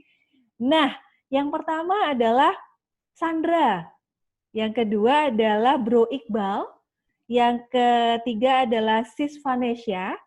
Kemudian ada Sis Fatimah, ada Sis Yenia, dan Sis Anggi. Nah, ada 6 orang yang mendapatkan voucher belanja. Nanti kita akan kirim ke kantor masing-masing. Jangan khawatir. Nah, untuk yang belum dapat door prize, jangan sedih karena kita akan mengirimkan snack hari ini, walaupun pertemuannya virtual, tapi snacknya nggak virtual, jangan sedih. Nanti dari Delico akan kirim ke kantor Bro and Sis semuanya. Dan kayaknya ada yang pengen tanya nih kontaknya dari Bro Edo dan Bro Adrian, boleh disebutkan langsung supaya dicatat oleh rekan-rekan yang lain. Dan tadi kita sudah antri loh, yang menunggu materinya tadi sudah kirim-kirim email. pasti minta dikirimin juga. Oke, nanti kita kompresin ke PDF, nanti kita kirim. Oke, baik. Kalau untuk kontak person yang bisa dihubungi dari Sonic Boom, mungkin bisa langsung di-share? Oh, itu udah Edo. Baru saya mau ketik, itu Bro Edo udah. Ini saya aja ya. Itu email saya dan ini nomor telepon, WA, WhatsApp juga bisa di sini. Oke. Bro and Sis di bawah ada kontaknya Bro Edo, bisa email ataupun telepon kontak langsung untuk tanya-tanya tentang Sonic Boom. Ini keren banget. Nanti di materi nanti saya dikirimin sekalian aja ke semua yang hadir di sini, nanti materinya juga akan kita kirimkan. Oke, baik. Thank you banget Bro and Sis. Nah, karena sudah nggak ada pertanyaan nih, mungkin kalau Bro and Sis malu untuk live bertanya langsung, bisa kontak Bro Edo di kontak yang ada di sisi sebelah kanan. Silahkan bertanya apa saja terkait dengan Sonic Boom. Dan sekali lagi thank you Bro Adrian dan Bro Edo, juga teman-teman dari Sonic Boom yang sudah mensponsori support kita siang hari ini, memberikan insight yang keren banget, luar biasa. Nah, kok baru ada suaranya? Tadi nggak mau bertanya. Nah, thank you banget karena sudah memberikan insight untuk Bro and Sis yang hari ini join. Nanti kita akan kirimkan materinya ke email masing-masing. Dan kami dari HR Forum Jababeka juga mengucapkan terima kasih dan mohon maaf kalau selama pelaksanaan acara ada hal-hal yang tidak berkenan. Tapi ini semua kita lakukan yang terbaik untuk para tenan yang ada di kawasan industri Jababeka.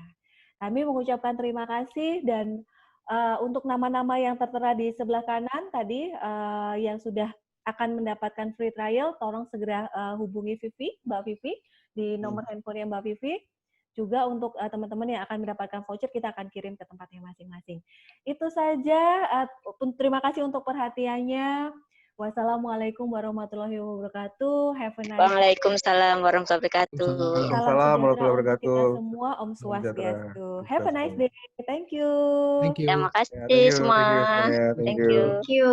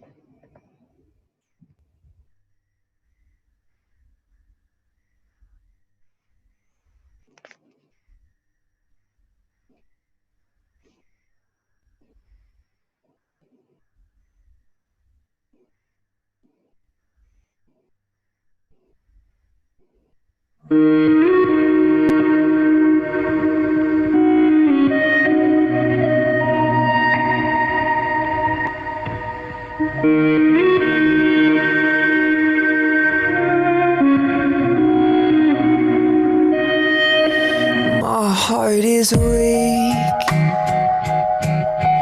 Tear it down piece by piece. Leave me to think. Deep in my structure, think I still love her, but I need some sleep. You've taken my breath away. Now I want to breathe. I cannot see what you can see so easily.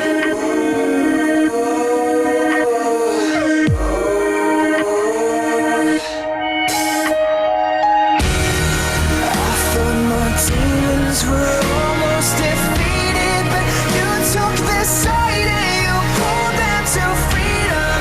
I kept your secrets and I thought that you would do the same. Leave me in peace.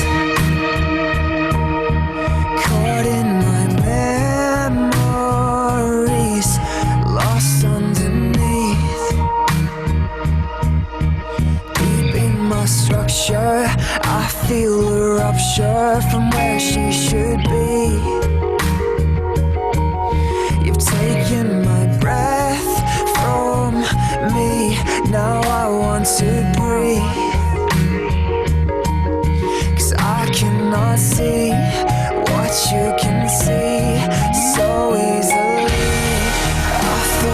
demons were almost defeated, but you took their side and you pulled them to freedom.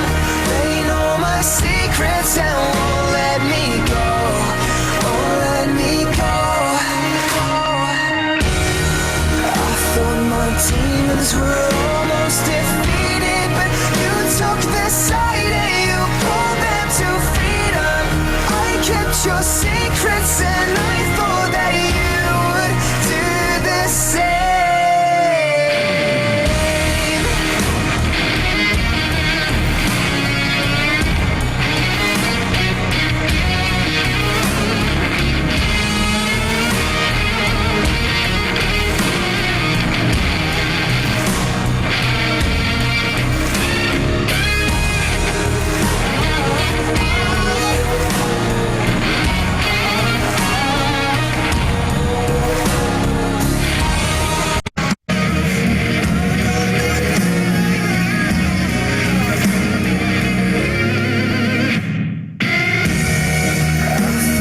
Demons were almost defeated, but you took their side and you pulled them to freedom. They know my secrets and won't let me go, won't let me go. I thought my demons were almost defeated, but you took their side and you pulled them to freedom. I kept your secrets and I thought that you would do the same.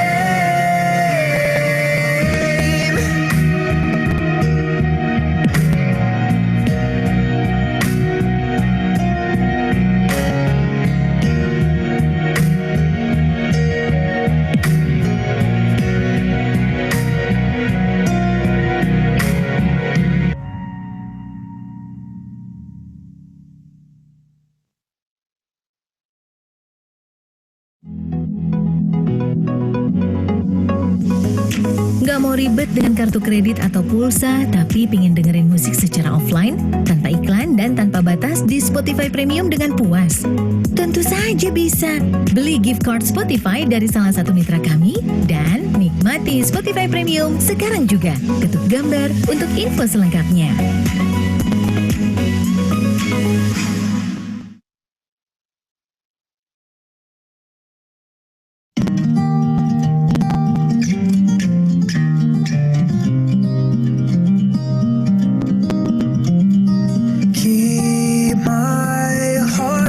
Inside your hands,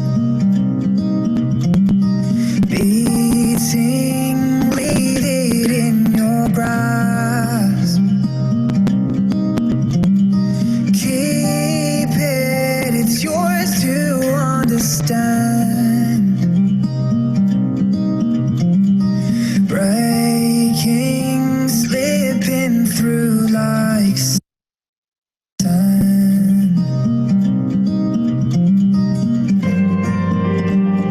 taking my heart out, 'cause it don't beat the same no more.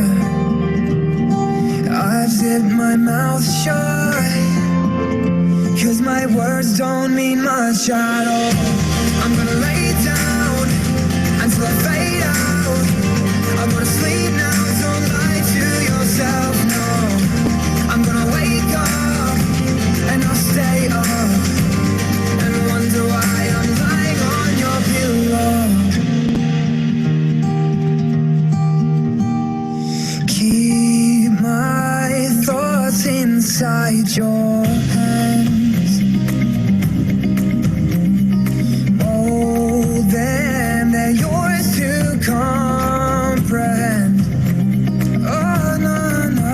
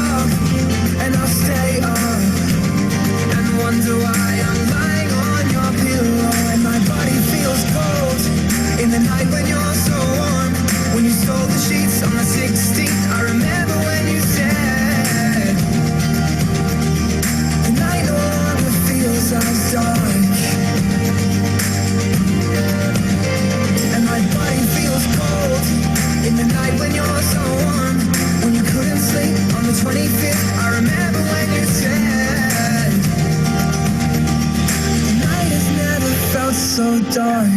I'm gonna lay down until I fade out. I'll go to sleep now, I'll go to sleep now. I'm gonna wake up and I'll stay up and wonder why I'm lying on your pillow. I'm gonna lay down until I fade out. I'll go to sleep now, don't lie to yourself, no. I'm gonna wake up and I'll stay up and wonder why I'm lying on your pillow. My body feels cold in the night when you're so warm. When you couldn't sleep on the 25th, I remember when you said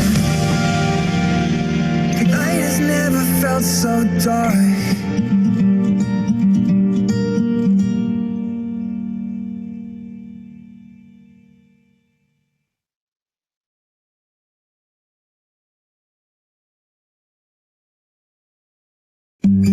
Aku dan anak-anak band udah kenal sejak kecil. Kalau ada tur, itu kerasa seperti petualangan. Kami berusaha tampil penuh gaya, melakukan perjalanan bersama, sambil menyetel musik keras-keras. Kami nggak butuh internet, nggak ada yang mengganggu. Hanya jalanan, musik, dan sahabat-sahabat. Lalu kami pulang, kembali ke rutinitas semula. Yah, akan seperti ini sampai tur berikutnya. Spotify Premium siap menemani petualanganmu seseru apapun itu. Dapatkan paket seminggu hanya dengan Rp16.500 tanpa komitmen.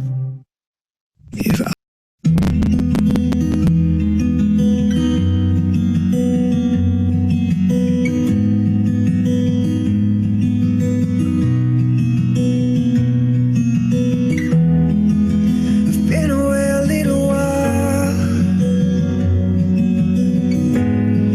and it don't make sense to me. Haven't seen you in a little while, and I get a bit lonely. But do you ever wonder where I went? Do you ever leave the lights on at 7:30 when I go to bed? Do you ever wonder where I've been so long?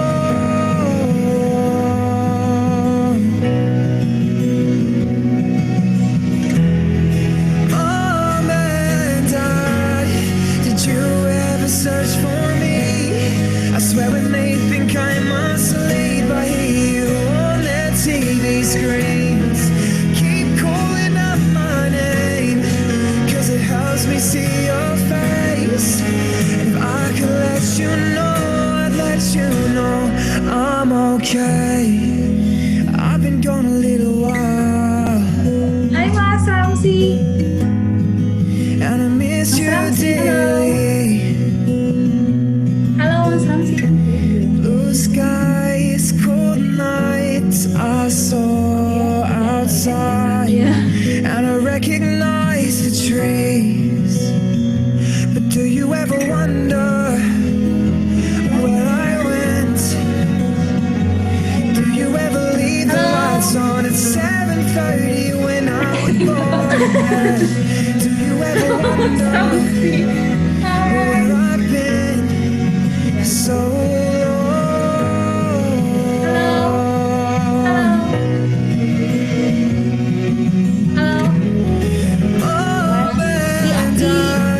did you ever search for me? I swear when they think I'm asleep, I hear you on their TV screens.